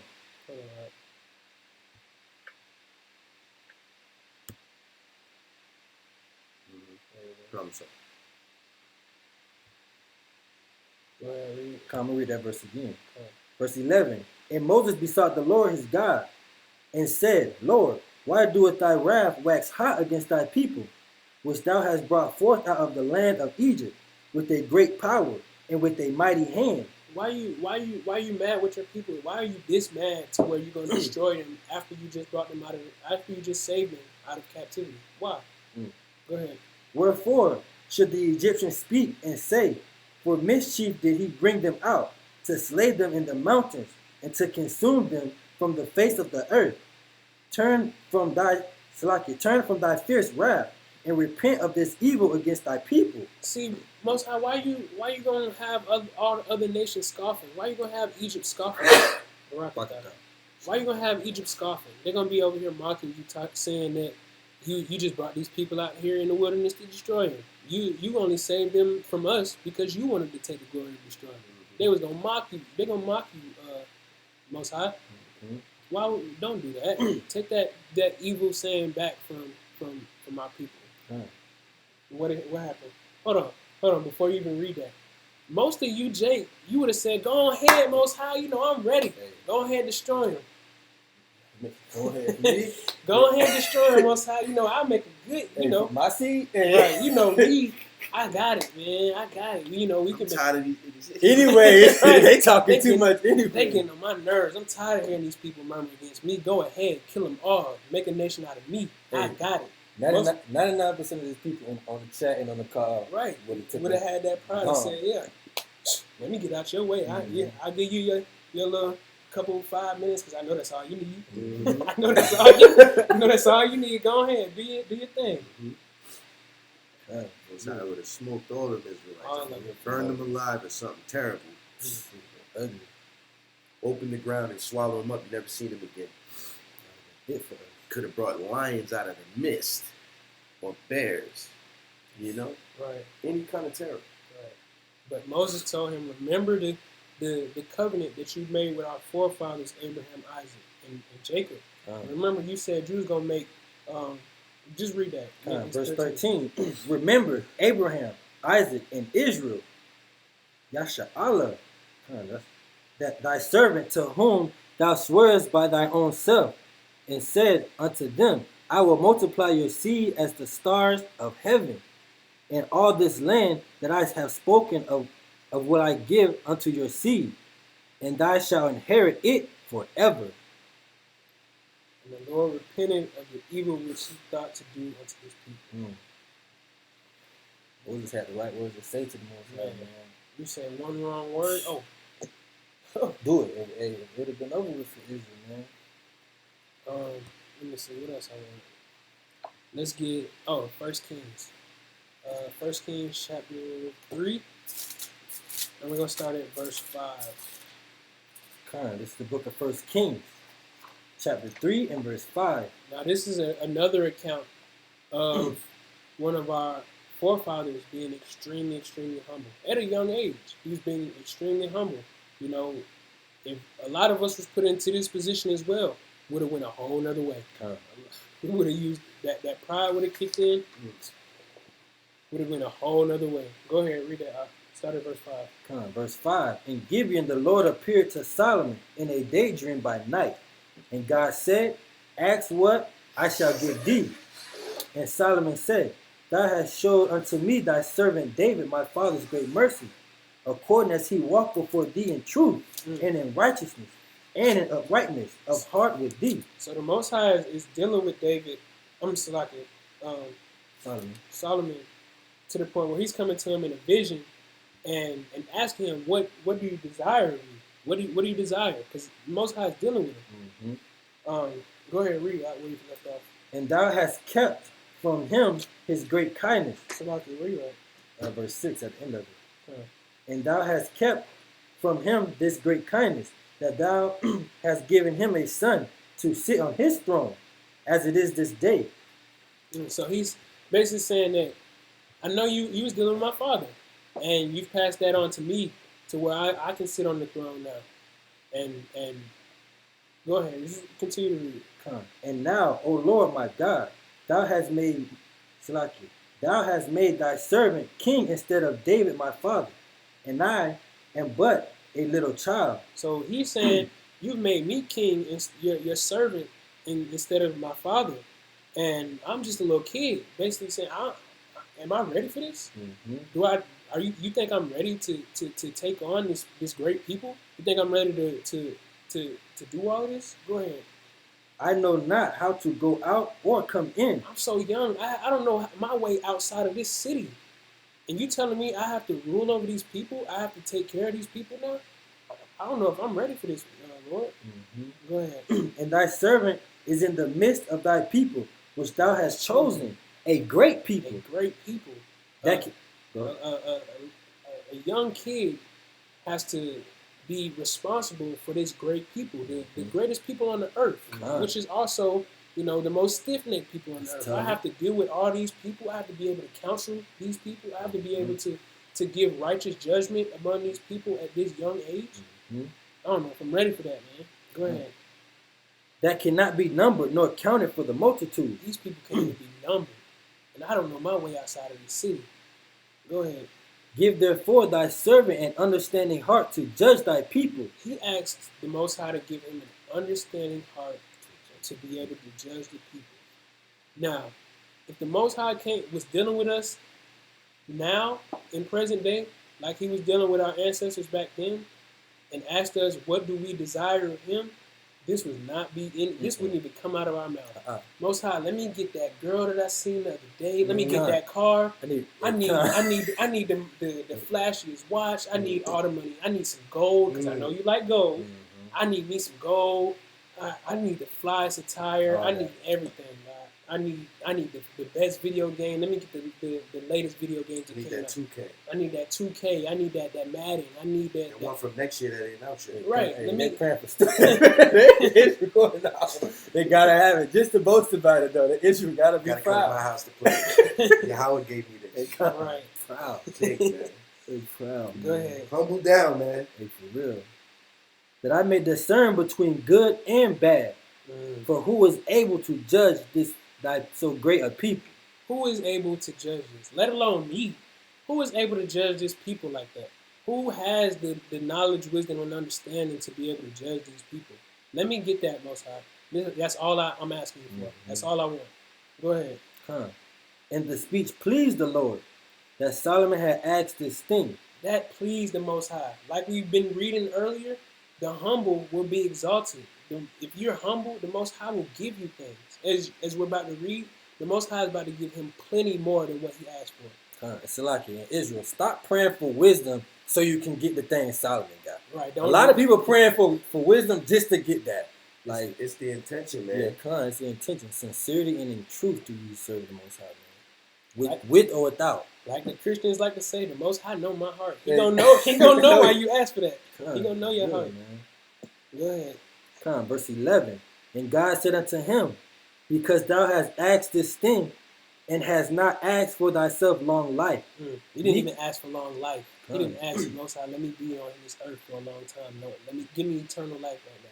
Because he could have asked. The Most High asked, what do you desire? What do you want? He could have asked for that. Go ahead. Neither has asked riches for thyself. Didn't ask for money. Didn't ask for any monetary gain. Nor hath asked the life of thine enemies. Didn't ask for his enemies to be killed. Didn't even come across his mind. But hast asked for thyself understanding to discern judgment. Behold, I have done according to thy words. Lo, I have even given thee a wise and understanding heart, so that there was none like thee before thee, neither after thee shall any arise like unto thee. Solid.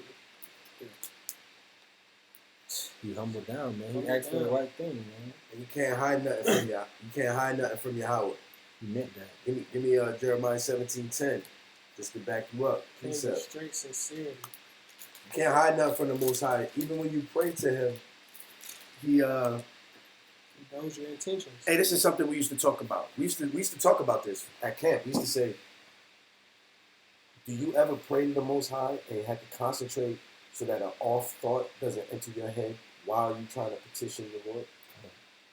That's a battle. You got a lot of suggestive programming that you watch all day, flashing images coming into your mind. Women, drugs, alcohol, all types of carnality.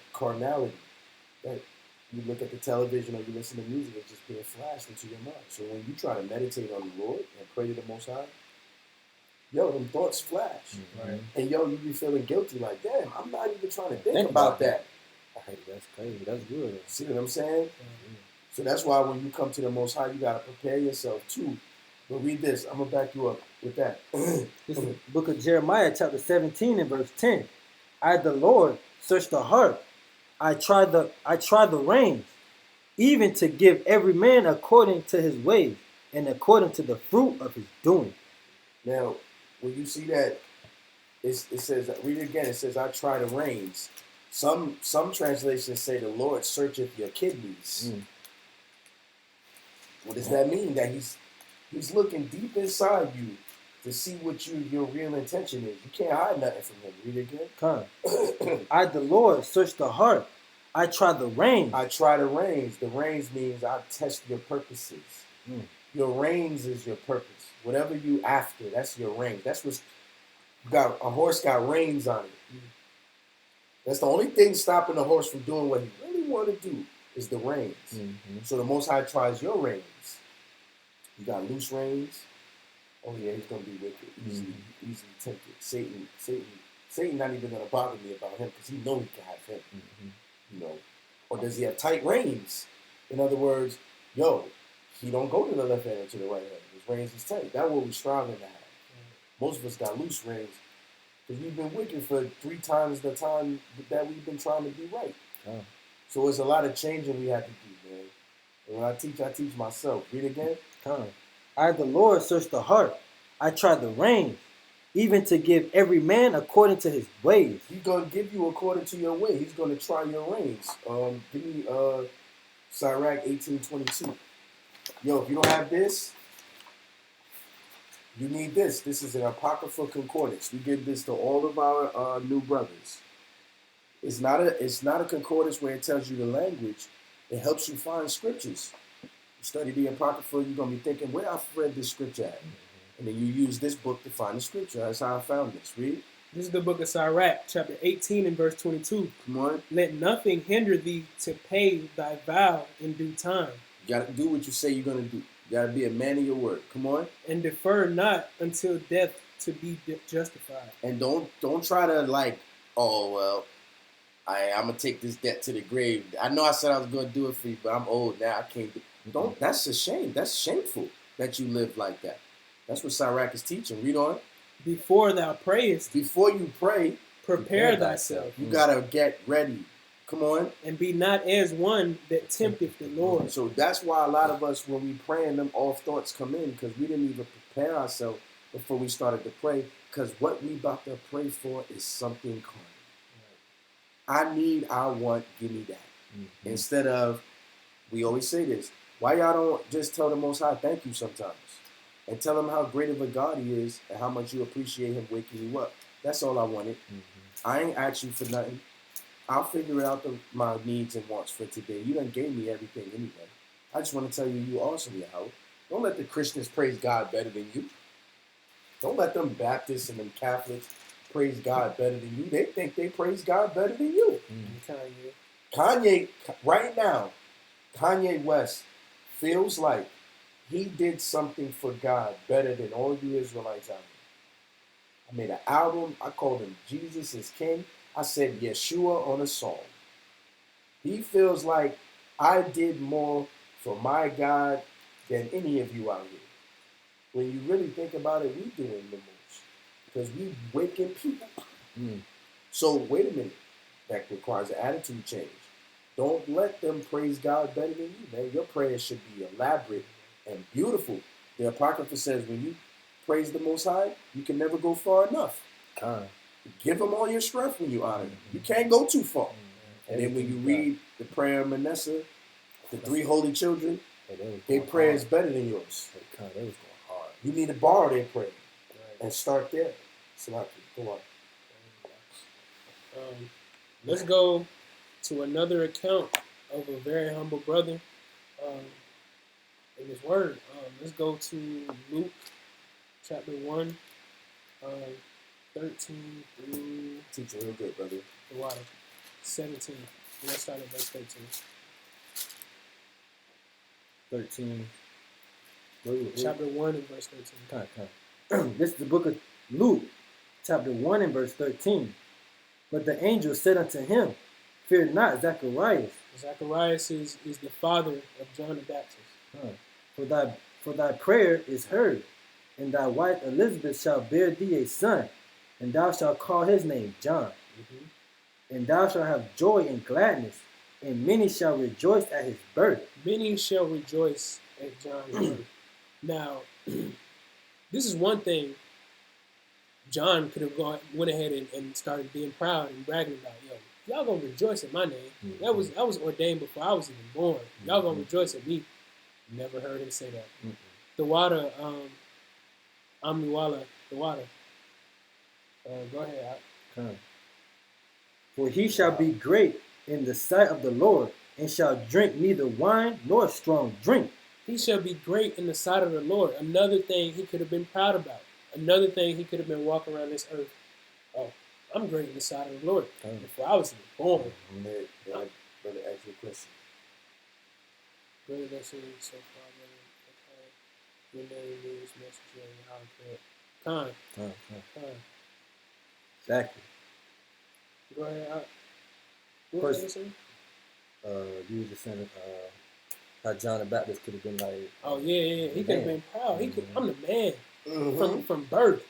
Before I even came out of the womb. I was destined. Oh, the Lord told my dad. Hey, come. He told my dad. He didn't tell your dad. He told my dad that I'm gonna be. The people gonna rejoice at my birth. Go ahead. For he shall be great in the sight of the Lord, and shall drink neither wine nor strong drink, and he shall be filled with the Holy Spirit. Brother, I'm filled with the Holy Spirit. Y'all gonna rejoice at my birth. I'm a man of the Lord. I'm a man in the sight of the Lord. Go ahead. Even from his mother's womb. From my mother's womb, before I was even born, filled with the Holy Spirit. And many of the children of Israel shall he turn to the Lord their God. I'm gonna bring more people in this word than you. I'm gonna bring more, and I gotta say something. I'm a young brother, 22 years old on this earth, so I be on Twitter. I see a lot of brothers in this truth. A lot of brothers in this truth claim to that they know everything. They got 100% of what the truth says. John could have been that same way. How do you have 100% truth? How are you bragging on 100% truth? And John wasn't. The book just told you that he had the Holy Spirit before he even came out the womb. You've been wicked for. You've been wicked for. Most of these brothers didn't know anything about them being Israelites more than 5 years. They've been wicked majority of their life, but they got 100% truth all of a sudden. Even Yahweh Shai told you he didn't know everything. He didn't know everything. He didn't know the time. How you got 100% truth, but you don't know when Yahweh Shai come back? Hey, that's a good question. Well, we got 100% truth with everything that we got now. We ain't talking about that. Okay, brother. That's all you can say. That's all you can say, and love him anyway. Right. That's not. You don't still love it.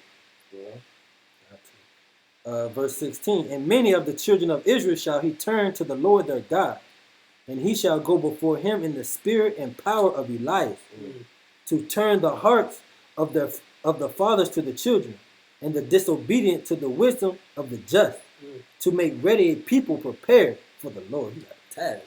If you really think about it, it just said. What was it? Verse 17. It just said, and many of the children of Israel shall he turn to the Lord their God. Now just sit here and think. Where is our doctrine coming from? Our elders. Where is their doctrine coming from? Probably John. John is the reason most of us are probably in this truth right now. But we want to brag that and get the glory. Isn't it people calling themselves the Comforter? It's a brother out there calling himself the Comforter, and people co-signing that. That's straight pride. Israel, the ones who claim to know the truth, we also have to let go of that pride. We cannot be prideful within this walk. If we're prideful and we prideful like that, how can you really be in this truth? How can you really be about this? How? It don't make no sense. Salakia. And then it even went on to say that he went on in the spirit and the power of Elias. Like, that's deep. Elijah was he was the man. And that's regeneration right there. How does he have Elias' spirit? Like, brothers, they don't even deal with that at all. They'll read right past that. Brothers, y'all know I'm Elias, right? Come on. According to the prophecy, y'all know I'm Elias, right? You know I got the Holy Spirit before I even came out the womb, right? You ain't never heard John be prophet. No, actually, he said the opposite. He ain't Elijah. He said, I don't know. It's crazy. This is the book of Matthew, chapter 3 and verse 5. So like they said, are you Jeremiah? Why would they ask him that if they didn't believe that you could come back? but nobody deal with it. Mm-mm. They won't even deal with it. That's deep. That's why Samuel told him, like, he saw spirits ascending and descending, coming up and down, up and down. What that mean? Go ahead, slack. This is the book of Matthew, chapter 3 and verse 5. Bring it out. Then went out to him Jerusalem, and all Judea, and all the region round about Jordan, Mhm. and were baptized of him in Jordan, confessing their sins. John is doing the work, but not taking no pride. He's baptizing people. Let me get Which God? Matthew's 11. I want to say start at verse 11. Start at verse 11. Matthew 11:11. Con. This is the book of St. Matthew, chapter 11 and verse 11. Verily I say unto you, among them that are born of woman, there hath not risen a greater than John the Baptist. What color are them words you read? Blood red. So who's speaking? Yahushua Hamashiach or So Jesus Christ. Yahushua That's right. Hamashiach just told us there's not one man on this earth greater than John the Baptist. Mm. But we got brothers who've been in the truth less than 5 years that got 100%. There are brothers that speak evil of John the Baptist and say that he's not getting the kingdom because he was not in Yahushua's camp. Wow. But Yahushua just told you he's the greatest man to That's ever real. live. That's a doctrine? Yeah. It has not been not one man has risen greater than John the Baptist. Go ahead, read, continue. Come. Notwithstanding, he that is least in the kingdom of heaven is greater than he. And you see how we're the ones exalting John. We're the ones bragging on him. That's what Matthew's 23 and 12 says that's supposed to happen. The Spirit is allowing us to exalt John. It's a piece up in the Sirach that said, give thanks to the great man, something like that. Yeah. Something like that. 45. Sirach 45. Bring that out. That's very good that you know that. You heard me say that. Nah. See, look, vainglory. Okay, Khan. Sirach 44 and 1. Let us now praise famous men There you go. and our fathers that begot us. John the Baptist is our forefather. We're supposed to give praises to him. Proverbs 25:27. Khan. You see, break it down. Proverbs. I'm putting Brother Malachi on the spot. We do this as exercise. We will read Proverbs and the brothers will expound on it. What was Solomon saying? Proverbs 25 and 27. This is Hezekiah. This is not Solomon. These are the Salakia. These are the Proverbs of Solomon that Hezekiah felt was important. Read that. Khan. This is the book of Proverbs, chapter 25 and verse 27. It is not good to eat much honey. So for men to search their own glory is not glory. What does that mean? It's not glory. It's not good for you to brag on yourself. Mm-hmm. It's not good. It's not profitable. Just like we read the first scripture I brought out in Jeremiah 13, and I think the meat of it was verses 9 and 10. The Most High is gonna mar the pride of our people. Mm-hmm. It's not profitable for us to be proud. It's not. It's not profitable at all. We don't receive no profit from that. No. Precept. Go ahead. This is the book of Proverbs, chapter 27 and verse 2. Let another man praise thee, and not thy own mouth. A stranger, and not thy own lips. That's right. So let another person give you all that praise, man. There's no reason to be praising yourself, seeking the vain glory of self. I did this. I'm doing this. For what? You ain't did nothing. Yahweh did that.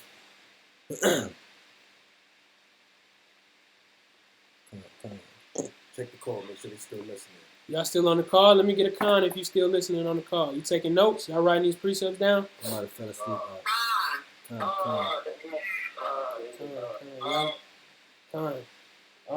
Continue on with that Matthew 11, verse 12. Verse 12. And from the days of John the Baptist unto the kingdom of heaven suffereth violence, and the violent take it by force. For all the prophets and law prophesied unto John. Keep going on that. Nah, Okay. let's go to John. We still talking about John. John chapter 3 and start at verse 22. John. chapter 3, verse 22.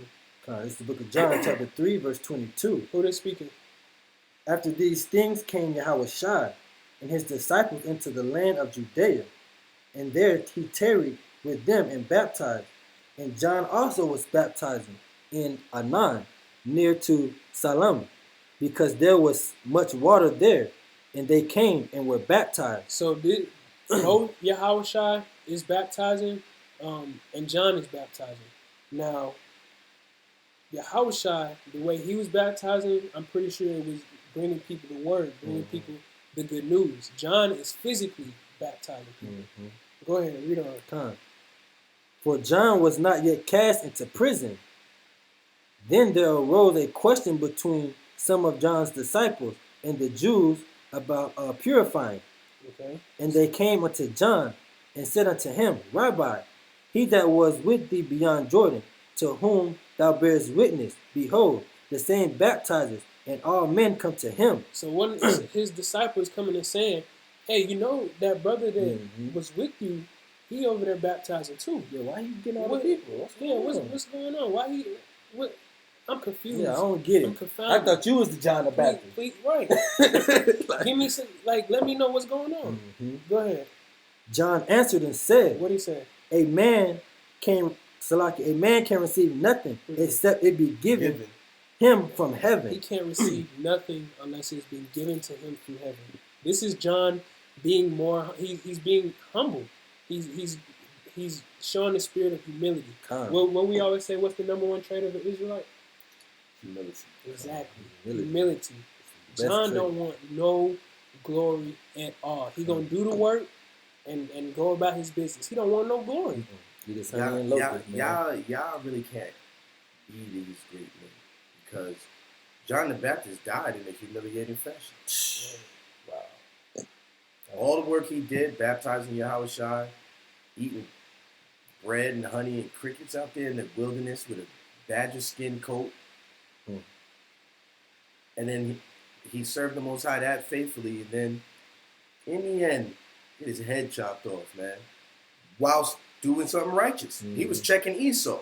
He said, Philip, you can't have your brother's wife. What's wrong with you? He wasn't going to suffer Esau to be wicked in his presence, man. And then that led to him, you know, we probably talk about it at camp. That's when we be getting into the Bible. We just be building. But it led to him having his head cut off, man. And some of y'all would hate and curse the Most High for letting that happen to you at the last. Man, I was out here. I baptized y'all shot. You gonna do this to me? You gonna get that training day spirit.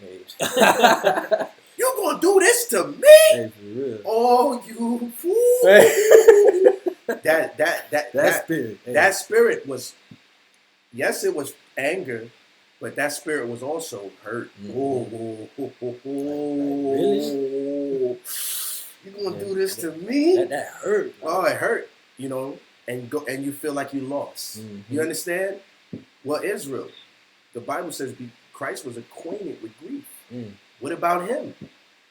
In the end, how did he die? What about Paul, Peter? We taught that lesson a few months back, how the martyrs died. If you was on, that's back before we was even going live. We was just doing the call. We taught how all the martyrs had died.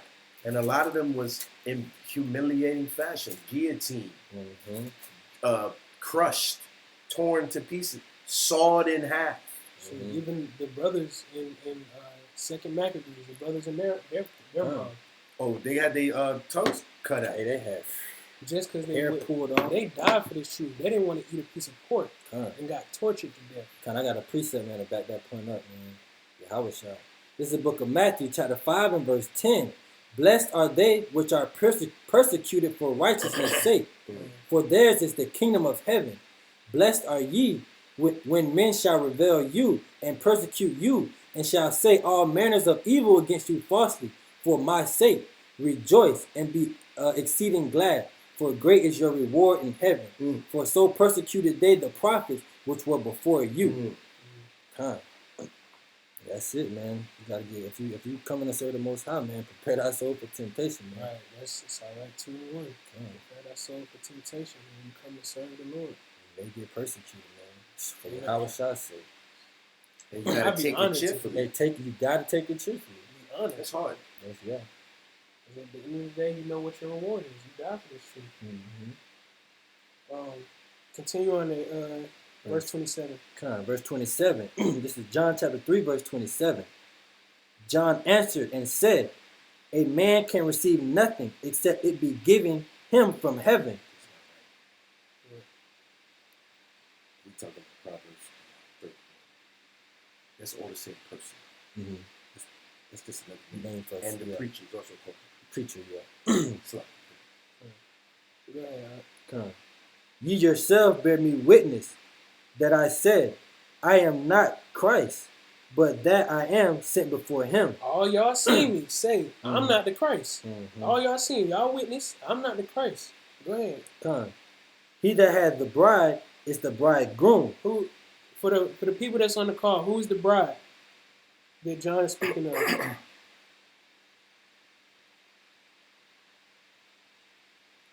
Just sleep on the call. Y'all They sleep? sleeping, man. Israel. It's like Israel is Con. Where's Brother Kofi? I thought that's who that was at first. Miss Brother Kofi.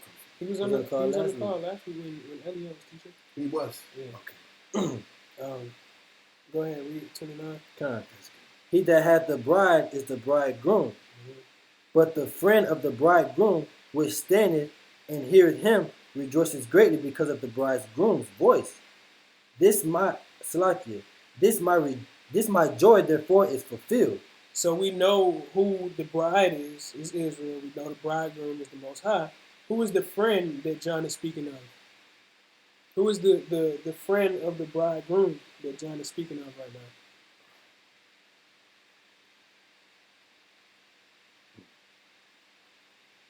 Anybody on the call know the answer? Go ahead, brother.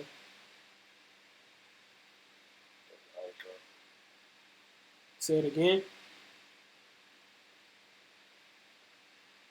The brother's kind of low. You gotta speak up a little bit. Nah, Yahweh is the bridegroom. I said who's the He said Yahweh Shah. lie. Yahweh saw the girl, Yahweh. No. So the bride is Israel.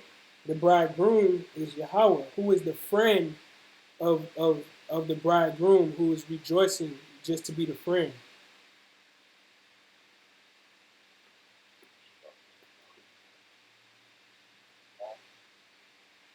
The friend of the bridegroom, Israel, is John. He's just saying, I'm happy to be here. Oh, I'm happy to do the work. Mm-hmm. I'm happy to I just learned something. I'm happy to be able to do this work, and I'm not gonna take I'm not taking no pride. credit. I'm not taking no glory from any of it. I'm just glad to be here. Okay, that's what John is saying. Read the very next verse. He must increase. He must what? He must increase, But what? but I must decrease. Yep. So I'm not taking no glory. Mm-hmm. I do the work and give all the glory to Yahweh by Shem Yahweh Shai. Mm-hmm. And I'm just gonna sit back and take no glory. Go ahead. He that cometh from above is above all. He's above all. He that is of the earth is earthly, and speaketh of the earth. So he's letting you know, I'm just a simple man doing the work. Mm-hmm. Yahweh Shai, he was sent from heaven, like I told you earlier. What it say? A man can receive nothing except it be given from heaven. Right. So I'm just an earthly man. Whatever I do, it's earthly things.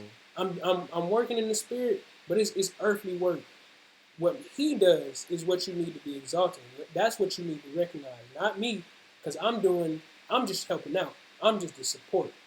Okay? Go ahead and read.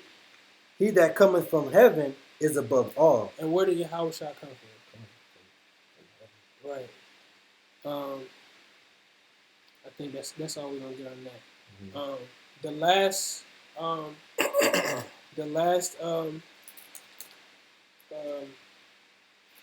what's the word I'm trying to say? The last two accounts we're gonna go to is in Philippians 2, of course, we had to show the humbleness of Yahushua. It's several accounts that we can go to with Yahushua showing his humbleness. But I think this one right here is my favorite. Philippians chapter 2. We're going to start at verse 3. Bring it out. This is the book of Philippians, chapter 2 and verse 3. What have we been talking about all night? Go ahead. Let nothing be done through strife or vainglory. Let nothing be done with strife or vainglory. Don't have no ill intentions. When you do something, don't do it looking for recognition. Don't do it because you know, oh, if I do this right here, oh, I know them over there, they're gonna be, oh, he did that. Don't be looking for that. Because that'll be your only reward. Exactly. The Most High is not gonna reward you. You may get the job done, but that's all you're gonna get is that vainglory that you're looking for. And you know, some of us get that spirit, man. And that sometimes, man, that spirit comes upon us, man. You gotta cut that spirit out quick. Like, if you feel that, like, ooh, I just want to do this to get some attention, you gotta destroy that demon quick, man. Because sometimes that comes, man. We like glory, man. Especially coming from the world. I was an athlete. I wanted to score the winning touchdown. Playing basketball, you wanted to hit the last shot. You wanted to hit the home run. Right. And you wanted the glory from the people. That's what you wanted, man, coming out of the world, man. You wanted that moment, man. So if that spirit comes upon you, man, try to destroy that spirit, man. Because it can happen, man. Sometimes we feel like that. That spirit just comes about, man. You got to destroy that vainglory. You don't want that, man. Right. It's for nothing. It's profitable for nothing. Like that girdle that Jeremiah was telling us about. It's profitable for nothing. It's going to mar the pride of Judah and Jerusalem. Read that. But in lowliness of the mind, let each esteem others better than themselves. Esteem others better than yourself. You see your brother do something good, brag about it to a friend that may have not seen it. Mm-hmm. Show you see, just like we do all the time. We watch plenty of camps. Mm-hmm. We watch Sakari. We watch HOI. We watch Watchmen of Israel. Adam and Bob. We watch all these other camps and share their stuff so other people can see it. We share their stuff and basically giving them esteem. Because it's not about Sons of Thunder only. It's not about. It's really not about any of these camps. Honestly, it's about trying to push this truth. Bring the word to our people. Wake them up. It's not about us. It's never been about us. Go ahead. Verse 4. Look not every man on his own things, but every man also on the things of others.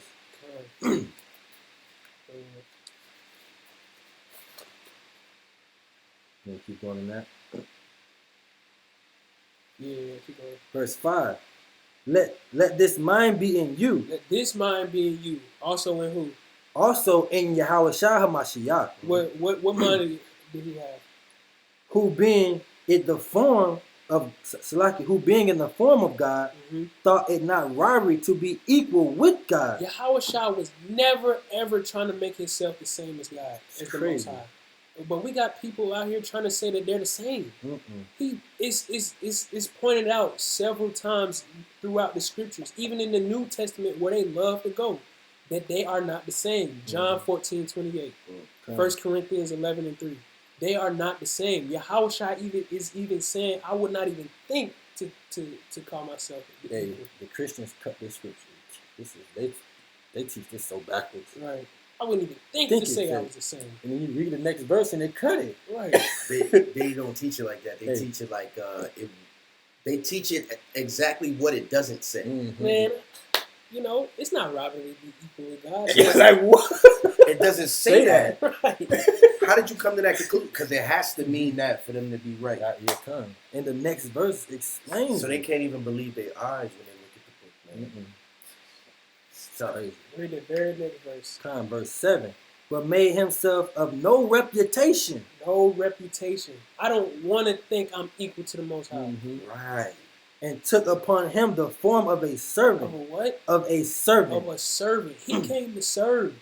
He had a purpose on this earth, and that's all he came to do. That's it. He didn't come to get glory. That's all. He didn't have a home. He didn't have a bed to lay his head on. And was made in the likeness of men. Made in the likeness of men. That's humble. That's humble. When you're a spiritual creature, when you know, I was talking about this the other day. Yo, your house shot planned man. Mm-hmm. DNA down to the chromosomes. He thought of that. And then he made himself like you. Mm-hmm. When he's greater than you. You know? You basically said the very next verse. Go ahead and read that. And being found in the fashion of as a man, he humbled himself Humbled himself. and became obedient unto death, even death of the cross. How many of us That's are crazy. obedient enough to be killed on the cross? Nobody on the None corner. of us. Y'all None of dropped us. a dime. None of us. Yep. Even the scriptures say, "Curses every man that dies on the cross." You're like, man. Oh, you want me to do that? Jake, like, I could tell I wasn't meant for this. Brothers, when that time comes, brothers gonna be like, "You do what?" Yeah. Hey, what did Peter do? Hey, he did it. What they gonna be like? Hey, none of that. I Oh, don't know Yahweh Shah. I don't know him. No, actually, don't know. Ain't no Yahweh Shah. Got mad. That's That man got real. angry. That's a curse. But since he was humble, since Yahweh Shah was humble, what did the Most High do? Read the next verse. Wherefore God also hath highly exalted him and given him a name which is above every name. Every name on earth, literally everybody on this earth knows about Yahweh Shah. Whether they call him Jesus, Yeshua, Jesus, whatever name they give him, they know who this man is. Everybody knows him because he was humble enough to die at the cross for his people. He came from a spirit and was in the fashion of a man. He was just like us. One of us. Literally. And none of us is that humble. That's my favorite account of Yahweh Shah being humble. We're going to go to we stand in this chapter. Let's go to verse 19 now. This is another very, very humbling person. Before you read that, for the brothers and sisters that's on the call. Or the chat. Or the chat. Who is Epaphroditus? Does anybody know who Epaphroditus is?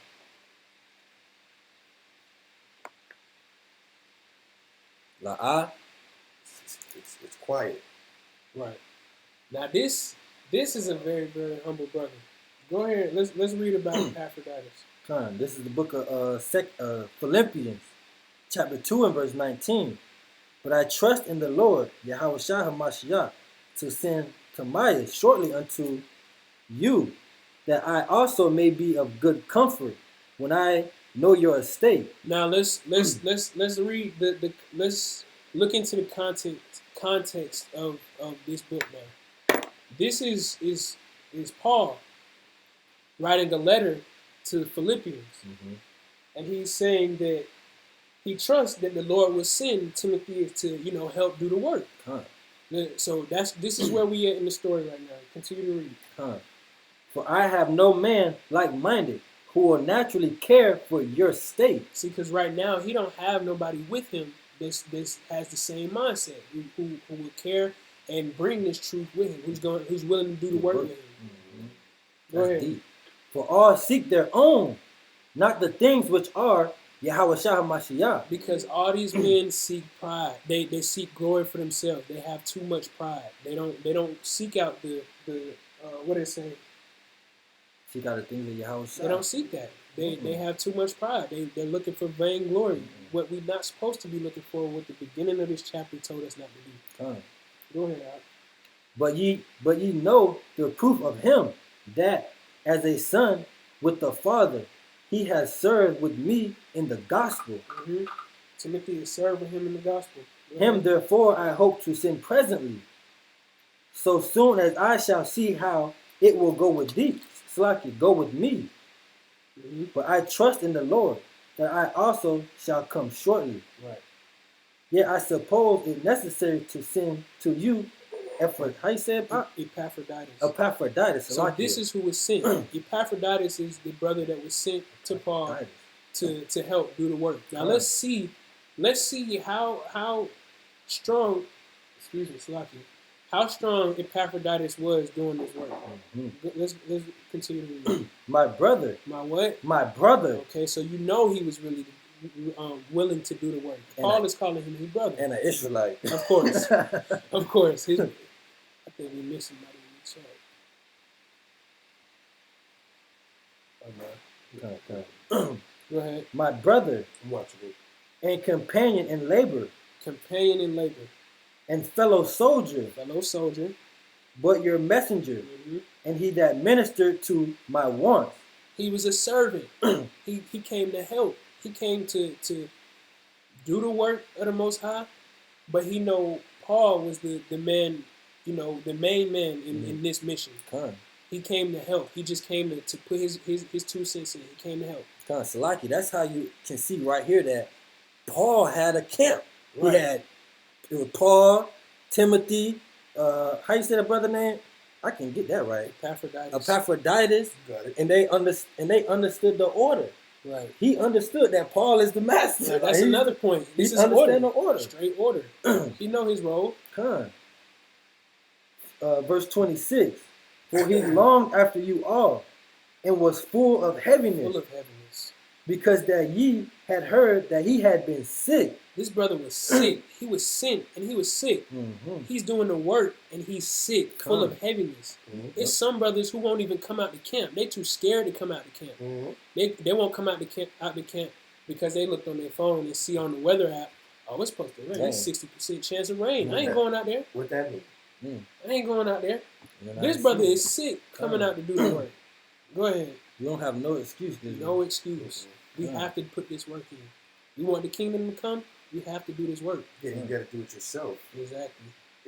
Esau has nothing. You can't rely on Esau for this one. You got to put your brick in. Nah, yeah, for real.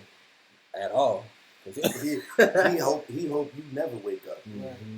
So his kingdom can go on forever now. Verse 27.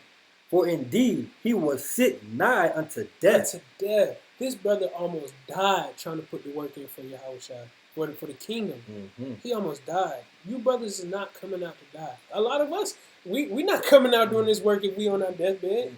We're not. At the end of the day. Like I was sick for real that day. What was it, Epaphroditus? He was sick. Sick unto what? To death. Unto death. Come. I had to bring this out for you, out. Come. Go ahead. But God had mercy on him, and not on him only, but on me also, right? Lest I should have sorrow upon sorrow. Right. Go ahead to verse 29. Come. I sent him therefore the more careful. 29. Oh, Salaki, verse 29. Receive him therefore in the Lord with all gladness, and hold such in reputation. Receive him. This brother died putting in the work. He almost died. He was on his deathbed trying to put in the work. Mm-hmm. Go ahead. Come, verse 30. Because for the work of Christ he was nigh unto death. For the work of Christ he was nigh unto death. Not regarding his life, to supply your lackness of service toward me. This is extremely humble. Come. A lot of y'all don't even know who this man is, and he almost died putting in the work for the house. That's why the first thing I did before reading this account was ask you, who is Epaphroditus? A lot of us don't know who he is. I didn't know who he was until I read this account. I was like, dang, this brother was putting in way more work than any of us. And don't nobody even know him. Don't even know about it. Nobody knows him. He has a small account in one of the smallest books in the Bible. And we search in vain. Nah, but we search in vain glory, though. We need that glory, right? No, you don't need that. That ain't what you want. But that is my lesson, Israel. At the end of the day, the whole point of the story is, of course, follow the commandments, fear God, but humble yourself. Being humble is a part of being in this truth. If you got the spirit of pride, like I've been saying all night, the Most High is not dealing with you. If you think he's dealing with you, he's not. If you got that spirit of pride on you. And we all need to check ourselves. Every single one of us have to check ourselves. Each and every time you feel like, oh, that was good what I did. Let it go. Check yourself. Just move on to the next assignment. Move on to the next mission. Continue to put this work in. Don't look for that vainglory. Is it any questions on the call right now? Anybody have any questions over the lesson? Salakia. Go ahead, brother. Okay, Tobias, is that the, how you spell that? Is that T-I-M? Epaphroditus. That's Tobias. Epaphroditus. If you go to I want to say the first place his name was mentioned that I saw is Second Philippians. Philippians chapter 2:25. Verse 25. Epaphroditus. Accidentally stopped the stream. The good thing about it is those on the call continue to hear our conversation. That's the benefit of the call. We're not trying to convert y'all from the call to the YouTube. We're not doing that. You should be back live. Yeah. It said it still has it up there. It never said go live. We're not trying to get you off of the call over to the YouTube. What we're trying to do is reach a broader audience. But if you want to talk to us, if you on the call, you got the first dibs. So please, if you got questions on the call, you want to chime in, the floor is open. Nope, gotta go to the call. The first brother that says Salakia. Hi, this is Natalie Son on the chat, and it's regarding stronghold and what's civilization.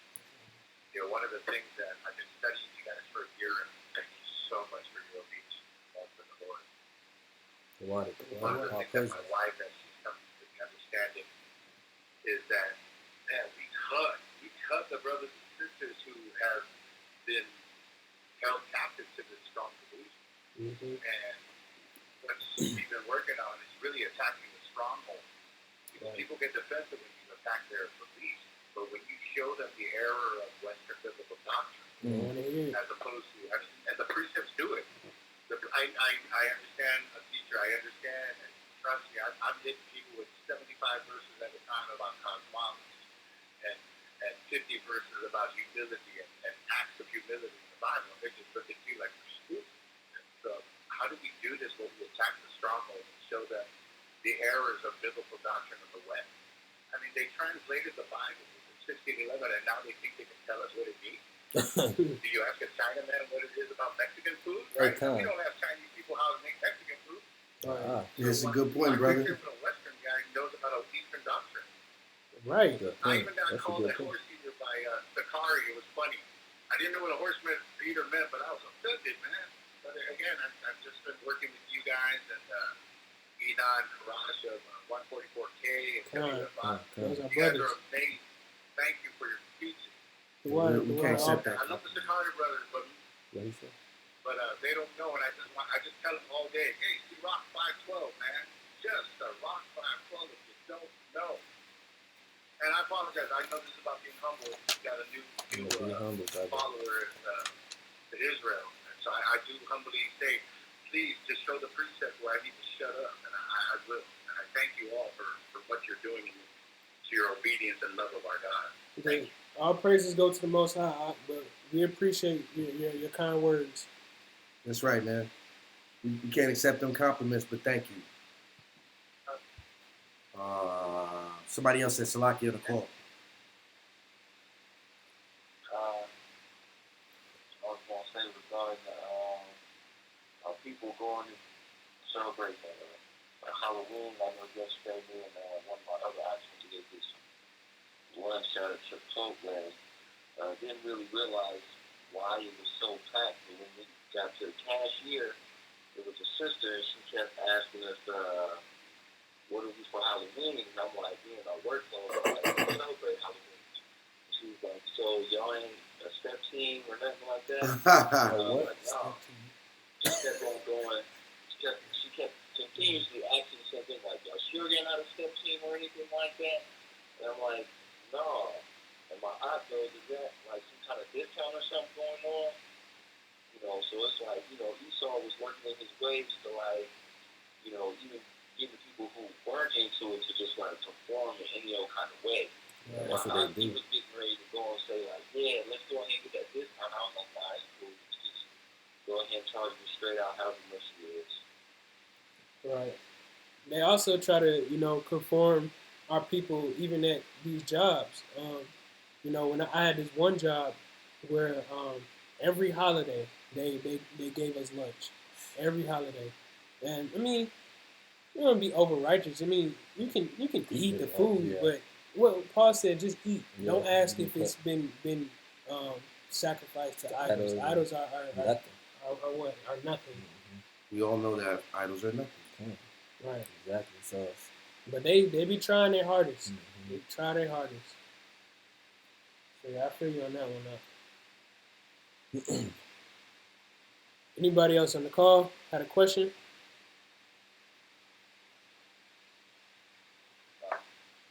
Go ahead.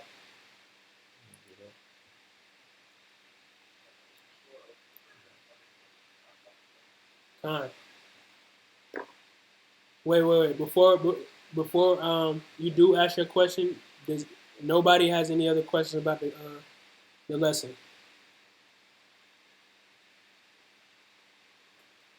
Like, all right, go ahead.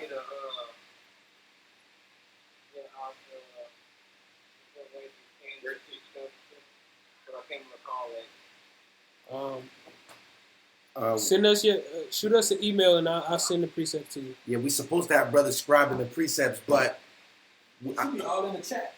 yeah, they should be all in the chat as you scroll up through the chat. Also, as you scroll up through the chat history, we have some diligent brothers and sisters who always mark the precepts that come out.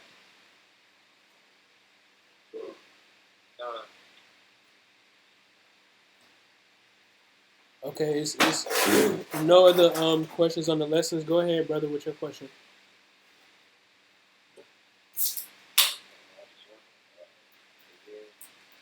You're gonna have to speak up a little bit.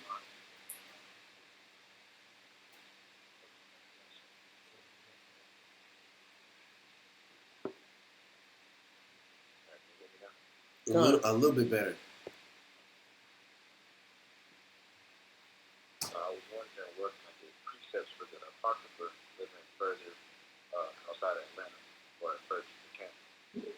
Precepts for the Apocrypha outside of Atlanta. No, like me living further away from you guys' camp, but I was wondering, is there any place where I can go to get precepts for the Apocrypha where I can precept my Apocrypha? I can reference it or study guys or anything like that. If the brother asked, is there anywhere to find precepts on the Apocrypha? We use this Apocrypha concordance. Basically, you can open up the concordance. You can find it on Amazon. It's called Cruden's Complete Concordance to the Apocrypha. And if you find this on Amazon, you literally can just, whatever word you're looking for, trying to get a precept on it in the script, in the Apocrypha, you literally can search the word, and it'll give you plenty of precepts under each word relating to the topic. Cruden's, CRUDEN''S Complete Concordance to the Apocrypha. It's a white book. You can find it on Amazon. It's useful. Yeah.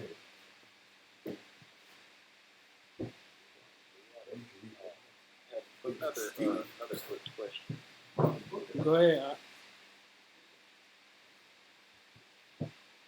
You gotta raise up your voice. Come on. There's some Christmas coming up, right? Right. So my wife was wondering, they got these programs where they give you, products and goods that you can use for your household.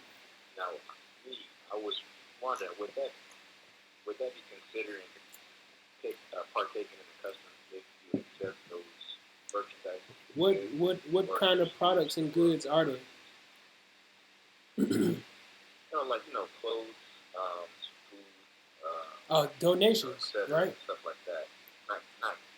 Yeah. Nah. I think it'd be if you were to say I can accept these because of the holiday. I think that would be being over righteous. If they're donations, then accept the donations. Yeah, that's pretty much what they are. I was just double checking.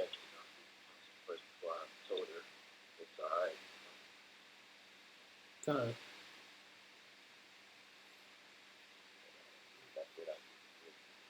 What? Time. I on the bar.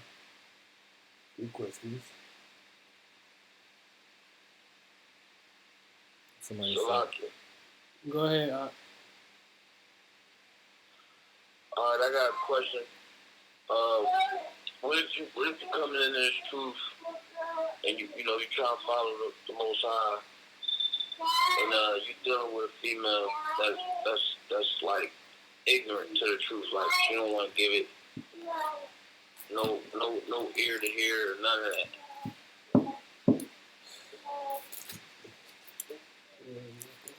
First Corinthians. Let's see what you see. First, you basically gonna have to be an example to her, honestly. A lot of it, first of all, we all were ignorant to this at one point. Right. How long have you been in the truth? I mean, like a couple months. Right. And how old are you? 31. Right. Oh, wow. So it took you 31 years to acknowledge this truth. The Most High was patient with you, so now you're gonna have to be patient with the woman that you're dealing with. Come. Okay, the Most High was patient with us, all of us. I didn't come into this truth till I was about 19, so he was patient with me for 19 years that I was ignorant. So again, you're gonna have to be patient with her and just be a light unto her. Be an example. Show her that the eating the dietary law. Show her that you don't want to eat pork anymore. That you don't want to eat shrimp, lobster, catfish, all of that. Show her that your morals are changing. Then she's gonna start to ask questions. She's gonna start to ask you, what's going on? Why are you changing? And then that's when you get the chance to actually teach her and explain everything to her. Have you already been trying to teach her?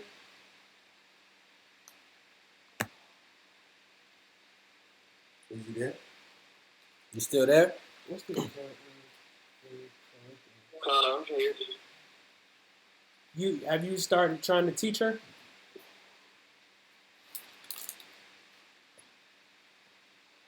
I've been trying, sending scriptures. I've been sending her, little teachings here and there. Okay, so certain laws and things like that.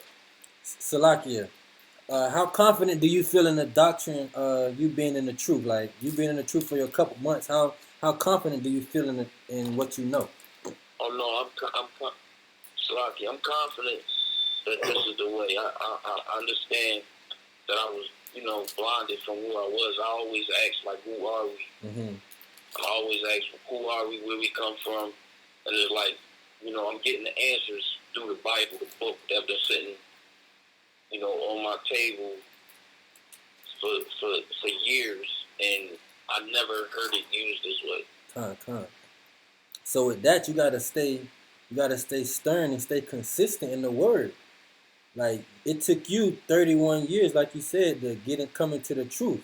So you can't expect your rib just to jump in the truth, which you gotta stay consistent. Like Ak said, you gotta not eat the shrimp, not eat the pork, keep the Sabbath, and be consistent. You gotta show that consistency because she just wanna see you being consistent. Because if you halfway in and halfway out, she gonna understand that you're not really for this. Like you just playing around with it. it's just a phase. Yeah, it's just a phase. That's what they be thinking. Men, the women feel like men go through a lot of phases. We always switching up. You know what I'm saying? So if you stern in this and you believe this is the truth, then you have to like I said, you have to let your light shine and be that light unto her and stay consistent. And trust, she is gonna try you. She gonna see. She gonna start to notice. This brother, he's not trying to go out on Fridays no more. He ain't spending no money on Fridays. He ain't trying to spend no money on the Sabbath. He ain't trying to eat no shrimp. He used to love that. Pork. He not trying to eat this bacon I be making in the morning. He not trying to do none of that. So once she noticed that, she's gonna do it on purpose just to see what you do. This is when you gotta be disciplined and show her that it's not me no more. I'm changing. I got a scripture for you. This is the book of 1 Corinthians chapter 7 and verse 12. But to the rest speak I, not the Lord. If any brother hath a wife that believeth not, and she be pleased to dwell with him, let him not put her away. So basically, Paul is telling you, if you're trying to bring her in this truth, right? She's seeing you change. She doesn't all the way want to move like that. She doesn't all the way want to, be Jump in right this in. truth. She don't want to just jump straight into truth. But she's not keeping you from doing this, from keeping the laws, statutes, and commandments. She's not keeping you from serving the Most High. Then keep her. Don't put her away. Right. The Most High gave her to you for a reason. Right. All right. That's yours. The Most High gave you that. Gave you her. I'm sorry. I didn't. Go ahead, out. The Most High gave you her. You understand? All right. So just be patient with her. And you're 31, just now coming into this truth. You got to give her at least 31 years. The Most High was patient with you 31 years. You got to give her at least 31 years. You can't just be quick to put her away. Salakia. And you have to understand that she's also the weaker vessel, so she might not get it as fast as you got it. Right. Like us men, we come into the truth and it's like, we want our woman to get it just how we got it. Just how we got it. But it don't work like that. We are the prophets of the Lord, the men. And she's the weaker vessel, so you have to continue to deal with her in wisdom and knowledge, man, and show her, spoon feed her. Don't be such in a, that's what I had to learn, man. You don't have to be such in a rush to teach everything you know. Just spoon feed them, man. It's not up to you anyway. Exactly. It's the Most High. Exactly. Many will be called, few will be chosen. So I would say, just be patient. Go ahead, bro. If the Most High wants her to understand, He's gonna let her understand. Like I said, many called, but few are chosen. So just be patient with her. Continue to do the work. And pray for her, man. Right. Pray for her. Continue to pray. Don't cease. Every day, man, you wake up, pray for your real, man. And Lord willing, she come into this thing, man. Lord willing. That's good advice, brothers. Appreciate that. Come on, the water. The water. They on the bar. What are we talking about in the comments? Any other questions? Hold on.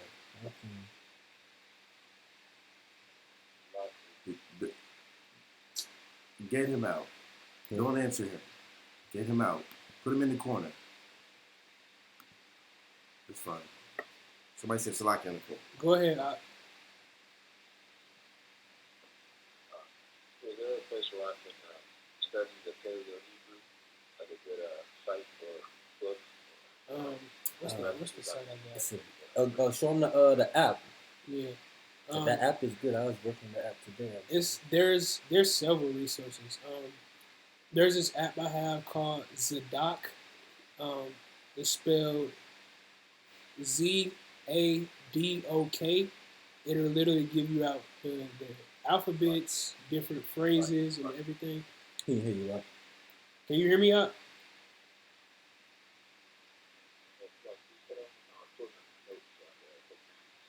Okay, cool. There's an app called Zadok. It's spelled Zadok. It'll give you the alphabet, a couple different phrases. What's the name of that book you got? It's a blue and red book. I think it's called Complete Hebrew. I'm not sure. I had it too. I don't got it with me. I don't got it on me. I forgot what it's called. There's also a website I like to use called TheRealHebrewIsraelites.com. It has the ancient Paleo Hebrew alphabet again, the Lashon Kodash. It'll give you the modern Assyrian Hebrew, and plenty of words and phrases transferred from the English to the Paleo Hebrew, how to say it. And then there's plenty of brothers on YouTube doing lessons on the Paleo. Plenty of brothers.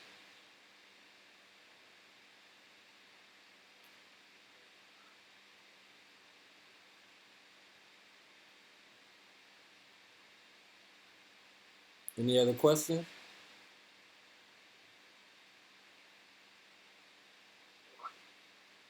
Go ahead.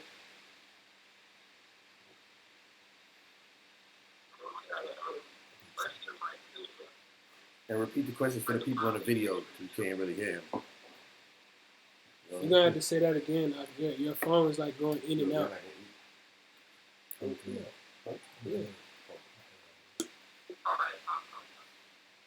No, just speak up. We can't hear him. You can't hear him. You said you had a friend who what?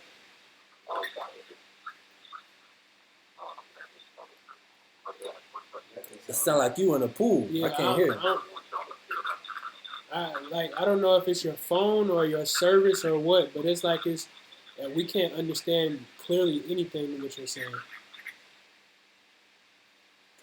I'm not sure if you're like in a bad area or what.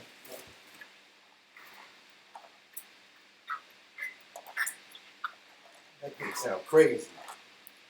That's the people. Can't hear that. You gotta go to the next person. Time. Any other questions? Go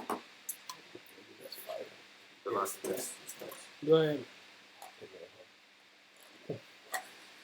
Man, I guess my question is, I'm having a pretty tough time right now. I just recently lost my wife. Yeah. Sorry to hear that. Sorry to hear that. Just abruptly, you know. We've been in the church for over 2 years. Isaiah 52, boy. Just, had 5 children. Kind of left the church and went into it. 40 years. Pretty much wholeheartedly. Right now, just trying to figure it out. So this other people right here. I don't want as a precept we want to bring out for you. Just for your comfort, brother. Okay. Yes, sir. Please hold. Just let him finish speaking to you. Till I find this precept.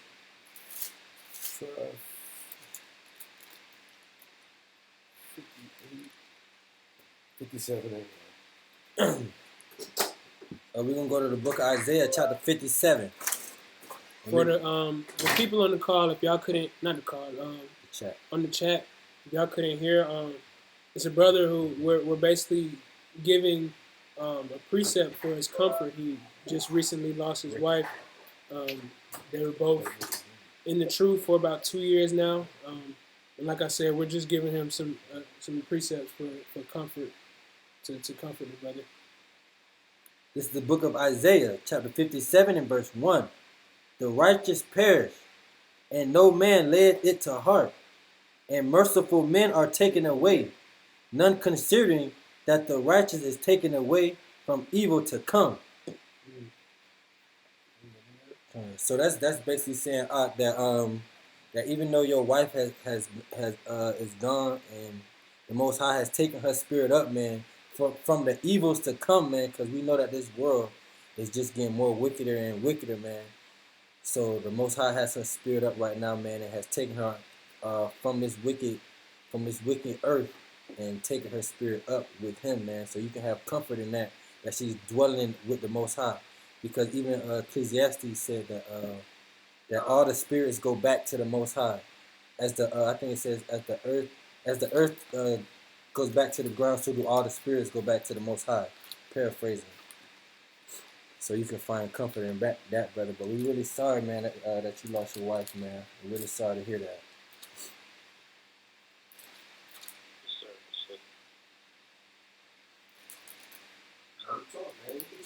Yeah, you and if you need to talk, you can go ahead and talk to us, man. You know,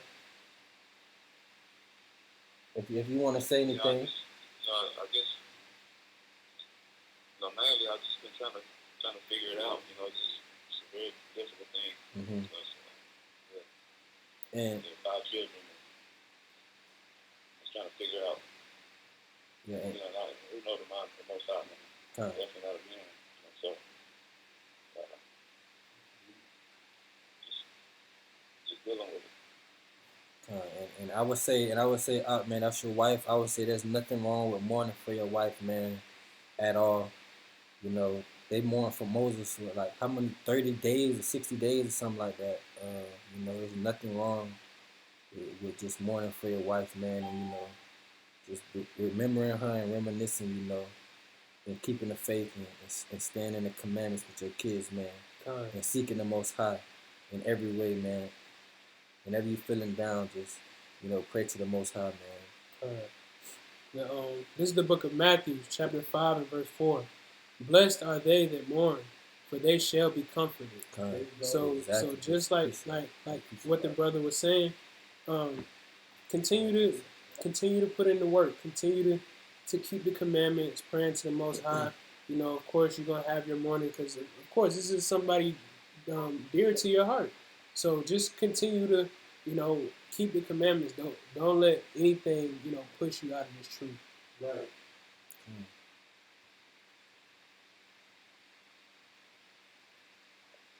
I love the brothers. So. And I would suggest read a lot of the Psalms, man. David was definitely pouring his heart out to the Most High, man. 91 is a good one. Psalm 91. You can definitely, man, in this time right now, you can definitely pour your heart out to the Most High. Just let him hear your cries and your supplication, man, and let him know that through everything you understand what's going on, and that you will continue to seek his face through all things. Yes, sir. And the weird thing about it, man, I've been getting attacked so much about a Christian church, man. People, they're scoffing at me, man. Coming from every angle, coming from saying, that's church, and it's coming from church, and it's judgment, Wow. Wow, I got a precept for you. I got a precept for you. This is the book of James, chapter 1 and 12. Blessed is the man that endured temptation. And this is for that Christian church, man. They tempting you right now, man. They trying to throw your judgment off, throw your mind off, and trying to stray away from the truth. Blessed is the man that endured temptation. But when he is tried, he shall receive the crown of life with the Lord, which the Lord has promised to him that love him. And we already know how we love the Most High is keep the commandments, man. I'm pretty sure you say you're in the truth, so I know you're keeping the commandments to the best of your ability. You have faith in your Howard Shah, so during your temptations, just stay humble, endure that temptation, man, because the Most High has a greater reward for you at the end. And Lord willing for your wife too, And you can pray for that, man. You can pray to see your wife in the kingdom, man. It's not a bad prayer, man. The Most High give you your wife back in the kingdom, man. That'll be a glorious thing. Right, and don't let any of them, anybody, whether it's the Christian church or whoever, don't let them make you even feel bad for mourning about this. Like the scriptures say, this is Ecclesiastes 3 and 4. A time to weep and a time to laugh, a time to mourn and a time to dance. So it's a time for everything, and right now is okay for you to mourn. Like I said, this is somebody who is near and dear to your heart. It's okay. The Most High is going to hear you. Like I said, just continue to move within keeping the commandments. Don't let nothing, bring you from the Most High. Because at the end of the day, He's the one that's going to comfort you. Yes, sir. I appreciate it, brother. I really do, man. Appreciate y'all, man. It's no problem. No problem at all. Go ahead. Yeah, I was going to say, I feel sorry for the pastor's so wicked. They're saying now he probably want his wife buried and they got left the church, but they want to keep the church for the funeral. I just feel sorry with the wicked pastor and the church probably giving him a hard time. Yeah, them. That's off. It's off. Go ahead. I got precepts from my brother as well. Bring it out. So Ecclesiastes curse more than 6. Says, whatsoever is brought upon thee, seriously, and be patient when thou art brought when thou art changed to a lower state. The gold is tried in the fire, the temple of man, and the furnace by mercy. Believe in him, and he will help thee. Order thy way aright, trust in him. That was a good scripture. That was a good scripture. That was a really good I'm scripture. I can't believe them wicked pastor scoffing at this man while he's mourning. That's crazy. The scripture right So I got a precept for the brother too, man. This is the book of Sirach, chapter 7 and verse 34.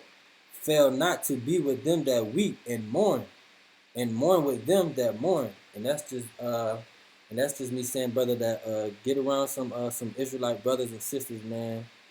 And you know, I know that them brothers will be with you, man. And even us, man, you can come on this call every Friday and get on our lives, man. And you know, we'll be with you. If you need to talk, you can email us at Sons of Thunder. What's the email? I don't want Sons of Thunder Israelites. It's right here. Sons of Thunder Israelites at gmail.com. If you need someone to talk to, you can email us, man. We'll be there for you to the best of our ability, man. We'll try to just send you that comfort, man, while you go through your trial. So that's it. Go ahead. No, I reached out to you brothers by email already. So you should have my email. Okay, come. What's your email? Your inbox. No, sir? What's your email? Oh yeah, come. He on the call. Salakia. No, I've already reached out to you guys via email. Okay. So you guys should have it in your inbox. Con.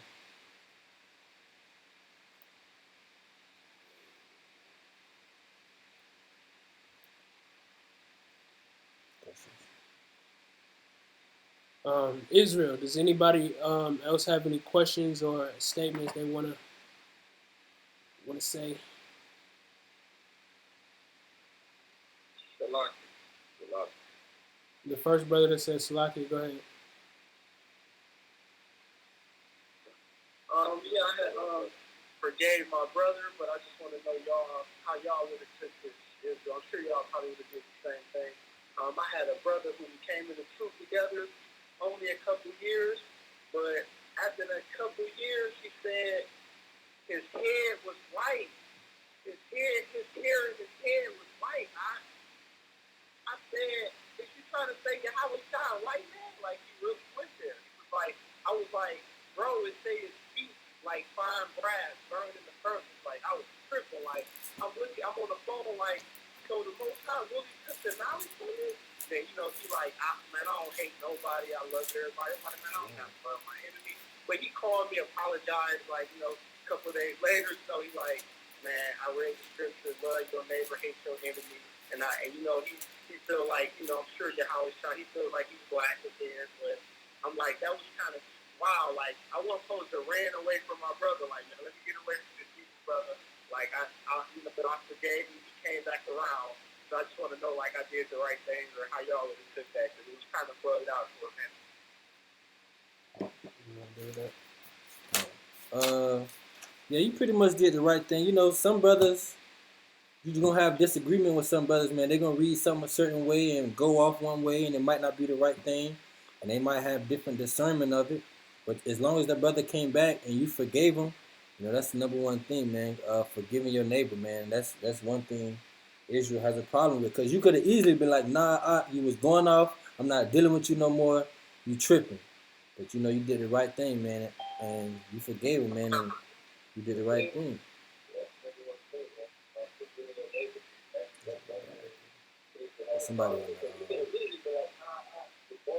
Somebody listening to YouTube. Yo, if you got your phone on, your speaker is not muted, and you watching us on YouTube, mute your phone. Come.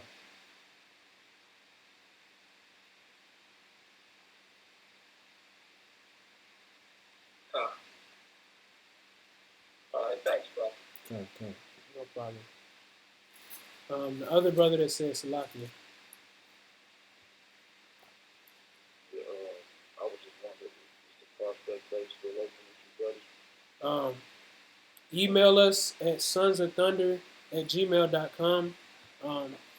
We are starting a new wave of prospects, but you have to, you know, get in you know, the line. It is a line. A lot of brothers. Right, it's a lot of brothers. So just send us an email as soon as possible. And give us your information. Let us know that you're interested in the prospect stage of our camp. You're interested in joining the camp. No problem. I heard this brother on the call all the time. Can't hear you listening. Con. What's your name, Mark?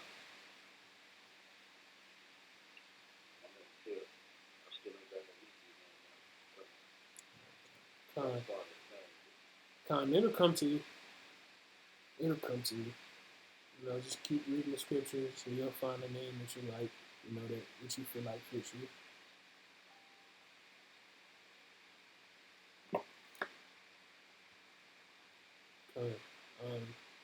Any other questions?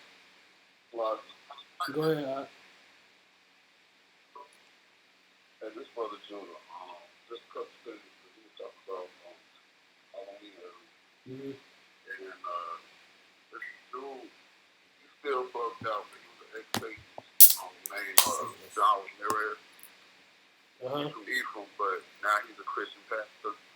He basically, long story short, he came up in Satan, the Satanist movement. His parents basically sold him to the devil is what he was saying. And basically what he was saying, he was like, I don't know why any Christian or any Bible-believing person will celebrate Halloween because they don't understand the demonic forces that are really, playing around on that day.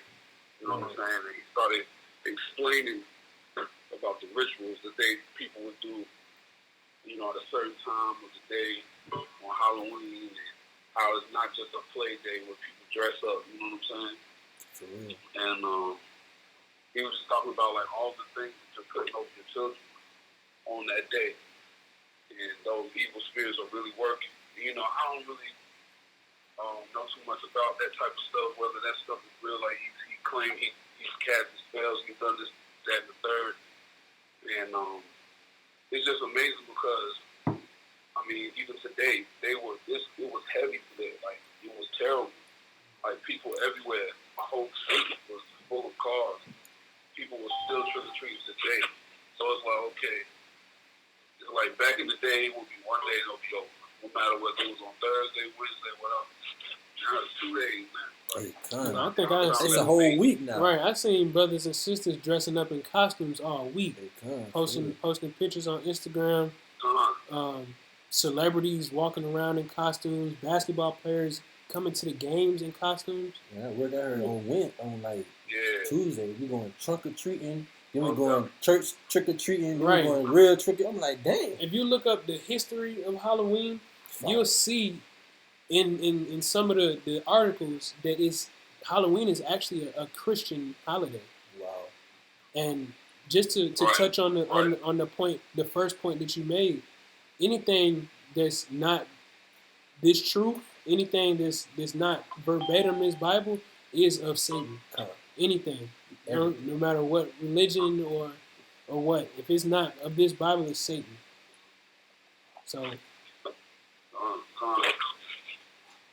And there was another thing, for the sisters. It was crazy because I think I heard a couple of brothers speaking on this before. But I got up early this morning. I was hungry, so I went and got something to eat. It was like 1 in the morning. I ain't been to sleep yet. So I went to the seats, to get something to eat. And there was a sister walking through the parking lot back to her car from the building. And she had a see-through tutu, like a ballerina little dress on. It was see-through. And her whole behind was out. Like all of it. That's how there was a group of brothers. Salaki, you said it was a sister? It was a sister. Right, and the Most High said He was going to reveal their secret parts. Yeah, He sure did. Those group of brothers, what's funny about it, those a group of brothers that was following her to her car, right? And she looked so disgusted, like they were all trying to holler at her. She looked so disgusted, like she felt disrespected. That's the thing about Eve, though. I don't understand that. I do not understand that. Eve comes out and dressed half naked, barely have any clothes on. And not to say that it's okay or it's right for brothers to do this, but what do you expect coming out of the house looking like that? Like, do you really expect not to gain that type of attention It make no sense at all to me how sisters are be on Instagram posting half naked pictures, but be mad if brothers come in the DM or comment something reckless under your page. This is the energy that you asking for. Mm-hmm. This is what you asking for by posting stuff like that. Right, right. It just don't make no sense at all. And the Most High said He will give. I'm sorry, go ahead. Nah, go ahead. Oh yeah, the Most High said He will give us strong delusions, and I feel like me and my pops was talking about this earlier. I feel like that was just one of those strong delusions. I think she really thought that if the dude seen her behind like that, it might have thought, oh yeah, she think this and the third, whatever. That they were really gonna come up to her and ask her to go on a date, not on no other stuff. And that's a strong delusion. If you really think that's the case. Right. Exactly. Like sisters be Yeah, expecting to get a wholesome man, a brother that's gonna stick around, who want to get married, have kids, do all the right things, but come out with something way different, out of the ordinary. You dressing like a thought, but you want a wholesome man. It don't work like that At all. If you gonna dress like a thought, you gonna Find what attract you're looking for. exactly. You gonna attract F boys. That's what you gonna attract. Con. It's a fact.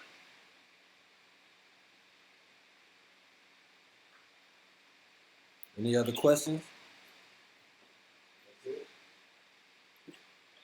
So I Go ahead.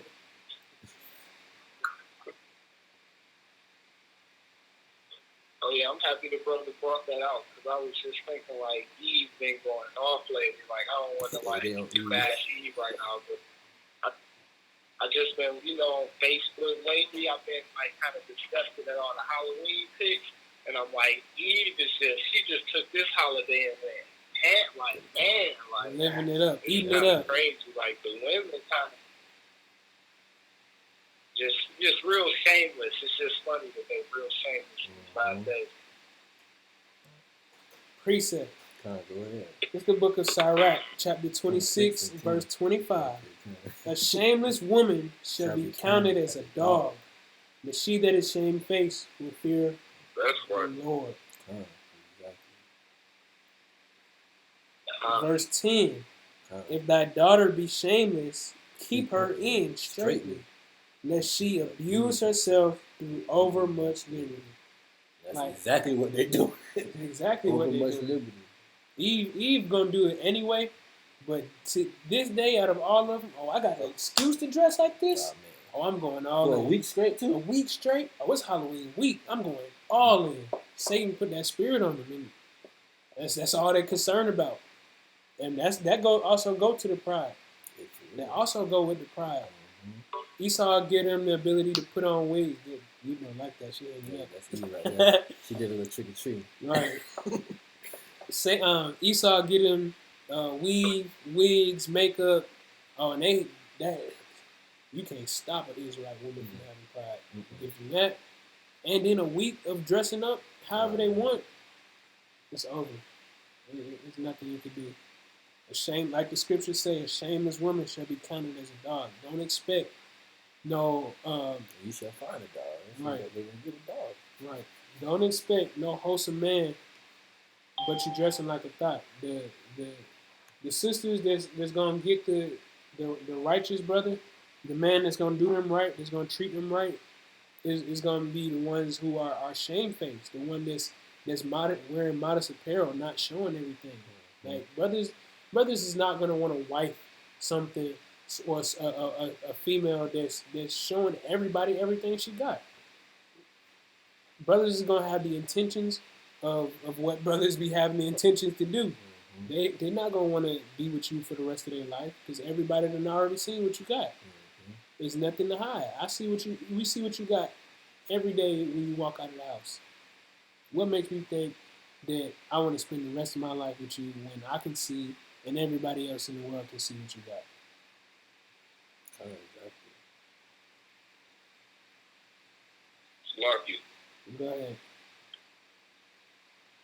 On that point, let's go to do it again. On that point, real quick, I noticed there's a lot of brothers that allow their women to do that.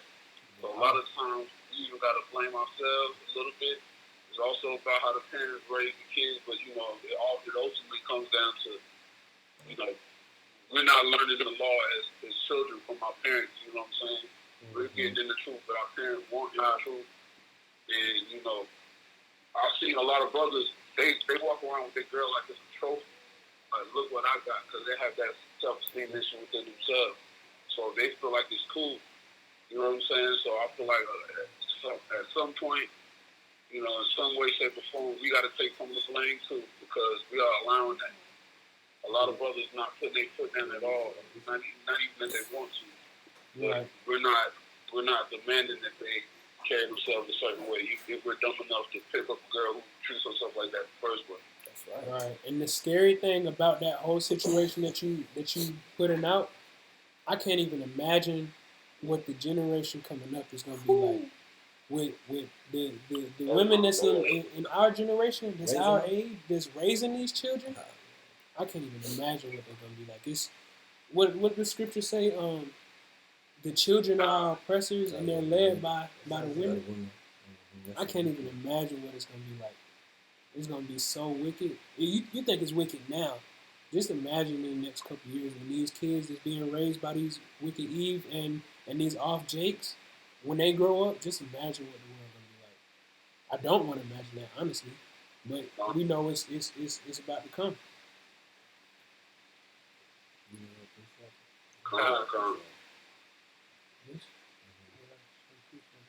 Any other questions on the call?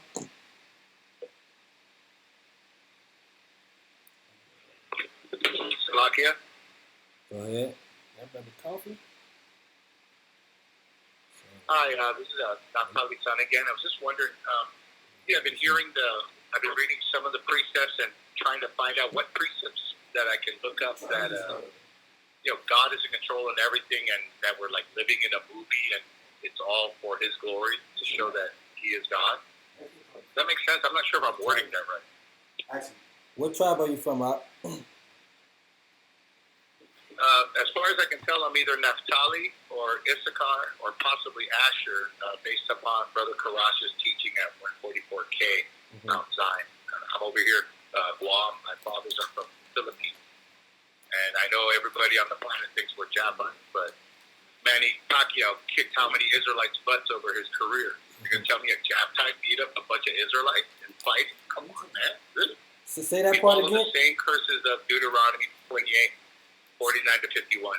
Say that again. Say that last part again. You from where? I'm so sorry. The verses I use, I'm from Guam. My father's fathers are from the Philippines. Are the curses of Deuteronomy 28, 49, 51 fit us. We've been colonized by Spain since the 1600s.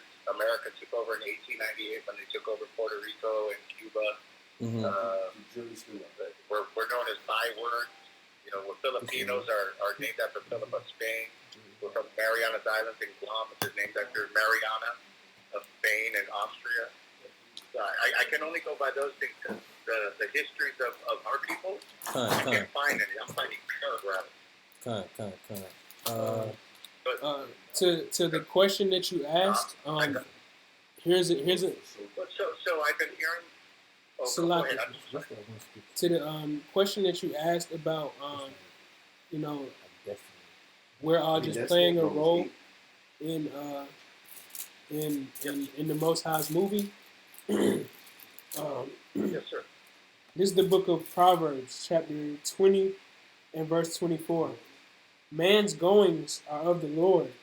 How can a man then understand his own ways? Basically just saying that whatever we do in this life, the Most High is making us do it. Like anything that you come to find yourself doing is because of the Lord.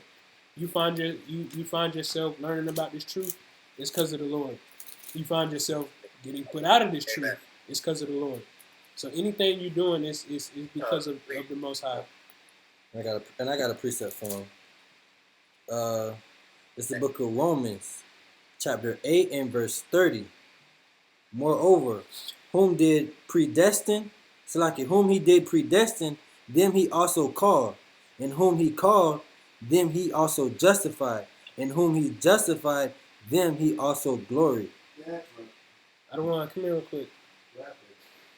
Go ahead, bring that down. So that's basically saying that there is no that's the movie of the Most High. Who he called, that's who he justified, and basically few are called, but many are. Many are called, but few are chosen.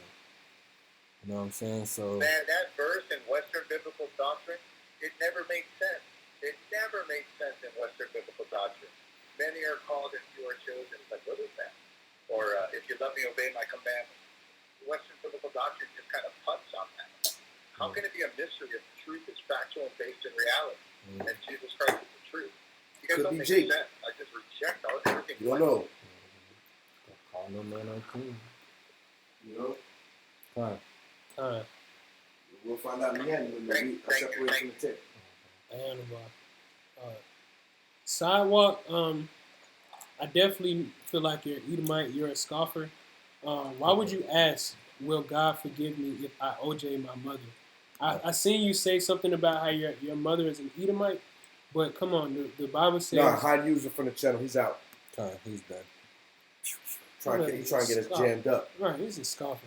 You know, he's trying to get us jammed up. Yeah, in other words, he wants you guys to justify him killing his mom. Hell yeah, he cheated. Edomite. Do you see Satan's devices? How slick that is. Right. And then all you need is somebody to make a damn meme account or a YouTube video, which they have attempted many times. Put your picture, put that comment, and say these brothers told this guy to kill his mom. Get him out there. Scripture says, honor thy mother and thy father. He's ejected from the game. Any other questions?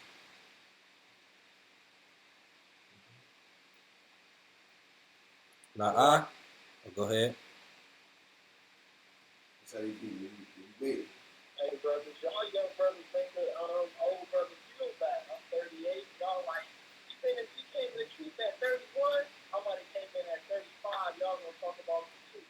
Y'all cats like I came in at 19. Like all crazy. I just want to say y'all boys blessed to like, even though it's from birth, you know, the Most High ordained us from birth. But I just want y'all to know y'all blessed to coming in this thing as teenagers. That's all I want to say. The water. All praises, man. All praises. We ain't trying to make you feel bad. No, I'm just playing. Yeah, cut.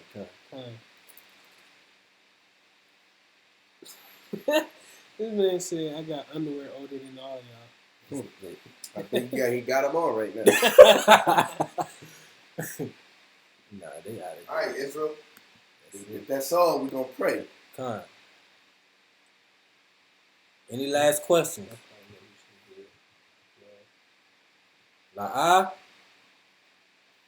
Close it out. Huh? All right.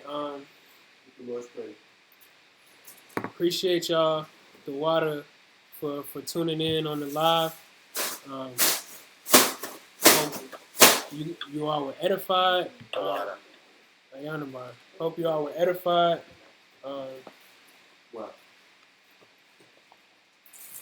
We're going to go ahead and close out the class. Y'all stay on the call, though. We're going to pray on the call. We're going to close out the live. Yeah, we're going to close out the live. But if you want to enjoy the prayer with brothers, please stay on the call. Ashar Shabbat. Everybody have a peaceful and wonderful Sabbath. One last thing. You want to get in here? Yeah. I want to say, I'm under the weather. I don't feel well, and these young brothers did an excellent job. This was his first time teaching on the live. He handled himself well. James is always enthusiastic. Brothers work well together, and that's what camp is about, man. That's what camp is about. Wait, one last thing. Oh, they can't go. And Esau, I don't care if I'm sick. You can't get away from that. Can't. It's a dog.